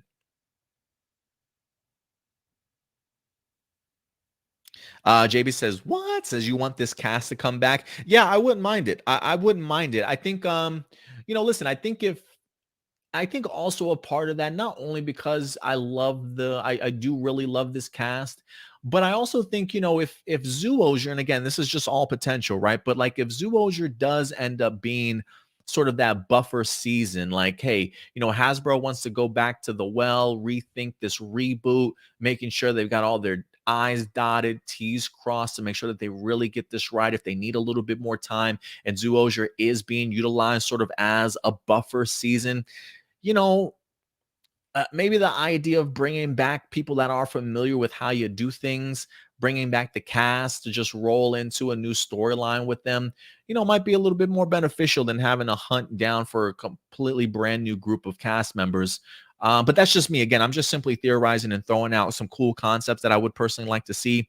But I'm cool with whatever Hasbro certainly decides to do. But there are certain casts that I think do deserve more time on screen. And I think one of those, the Beast Morphers cast, for sure. I know we like to, enjoy the new hotness, the new great things that Dino Fury is certainly doing.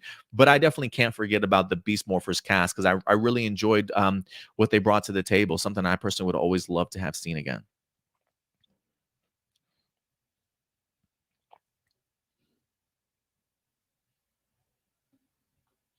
JB says, what says, I will say that the Dino Supercharge was not that bad to me, aside from the underused Rangers. Yeah, I think that's one of the complaints that most people have, is the underutilization of some of the characters because of the fact that they have just so many of them. You know what I mean?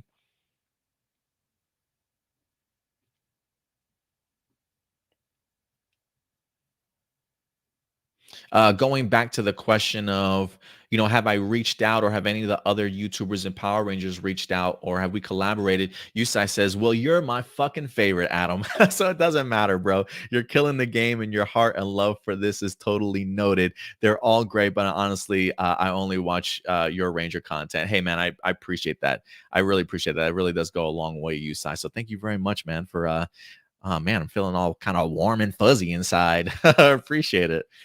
It was pretty cool. I did have SD. SD popped up in here one day and was like, called me the GOAT. So I'll take that, especially from somebody like SD himself, who's been around the game for a while. Again, I think it doesn't do me any favors that I had to restart my channel over from APlus Opinions to APlus Morphinominal. We did have over 16,000 subscribers and followers over there at APlus Opinions. So, and that's a lot of subscriber base and viewership that unfortunately I missed out on. You know what I mean? That haven't either quite found my channel again. Um, I was hoping that I would even get to 1,000 subscribers within my first year of this channel, but it's been a little bit slow coming to get to there. I'm almost there. I think I'm at like 966, 967. So I am looking to certainly garner my subscriber base. So I do think people have watched my show, but I do think it's maybe a combination of awkwardness, shyness, fear again of reaching out. And people already have their group of friends that they formulated for such a long time. that sometimes it is hard to maybe collaborate or feel welcomed enough to collaborate, even though I've been in this scene probably longer than most people have, but because of the fact that I've got only 966 subscribers now, a new channel, I think some people forget how long I've actually been around doing this kind of stuff. So that definitely doesn't help, but I appreciate the support, man. Thank you. That says a lot, Sayz. So thank you very much, man. Same thing with JB says what? I know JB certainly does videos himself. He says it's not just you, it's me too, but I'm hella shy. And I think for me too, it doesn't seem like I'm shy when I'm talking or I'm ranting or giving my thoughts in regards to an episode. But I will say I do have some shyness in me. I've been shy ever since I was a kid. My parents would tell me stories all the time that like we would be on the playground, I would be playing by myself out there, and then a group of kids would certainly come around, and I would just disperse and go somewhere else or stop playing, right? It's just I don't know what it is. I feel like there are moments I'm a little, I'm above that now as a grown up, but there are moments where there is, that fear of collaborating and doing something new sort of thing sometimes. Oh, and Deoxy is another I watch religiously. Everyone else is kind of, oh, they uploaded something. Let me check them out. But collaborations are super dope, bro. Yeah, I do want to. I do want to. I definitely do want to collaborate for sure. AJ, he says, is Joe the Illuminati the same guy from the hashtag show? Yes, he is. He is the same one. Review Time Production says, I feel the same. A+ as a PR YouTuber. See, yeah, maybe for those of us who have felt neglected or haven't had or have had that fear of collaborating, maybe we should just all collaborate together at some point in time. You know what I mean? Like, let's just do it ourselves.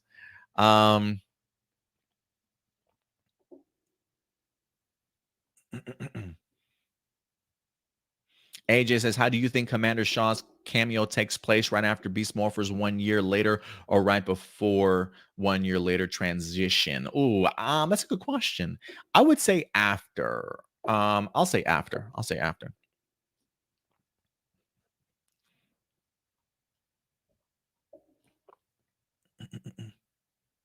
Blossom, in regards to your names for your cast, I said Malachite. You said it's pronounced Malachite. Okay, I like it. Malachite. Although that sounds kind of evil to me. Malachite. I'm thinking of like, isn't it Malachi or something like that? That's what that's what I'm thinking. That sounds kind of evil to me.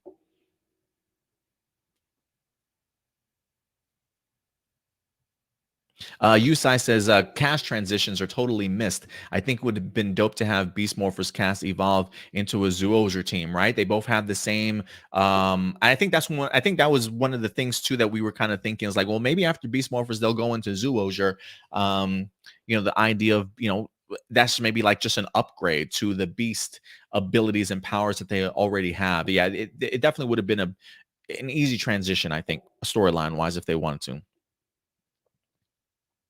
JB says, what says you have a Ranger YouTube friend in me, buddy. Well, thank you very much, JB, for sure. And again, I don't think there's any like evil resentment, that other YouTubers have towards me or anything like that. I just think we're so comfortable in our circles, that sometimes we forget to reach out to other people or just too afraid to, don't know really how to start that collaboration aspect. So no ill will towards anybody though.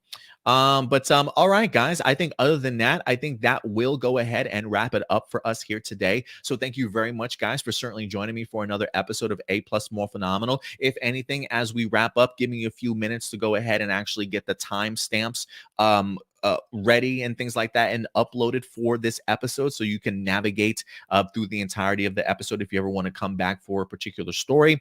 And then, of course, we'll probably rip the Dino Fury review out of here and post it up later on in the week for this newest episode. But other than that, guys, that's going to do it for us here. We'll certainly be back next weekend for you guys. So certainly stay tuned for us live every Saturday at noon Central Time, where we highlight the hottest news in Power Rangers and Tokusatsu fandom for you guys. But other than that, that's going to do it for us here. We'll certainly see you next week. If you want to get your Marvel and DC and movie news, certainly join us tomorrow on our other YouTube channel, A+ Hero Report, going live Sunday at 11 a.m. Central Time. But other than that, guys, that's going to do it for me here. In the meantime, you guys do me a big favor. Take care of yourselves, take care of each other, and keep it A+. I'll talk to you guys later. Bye.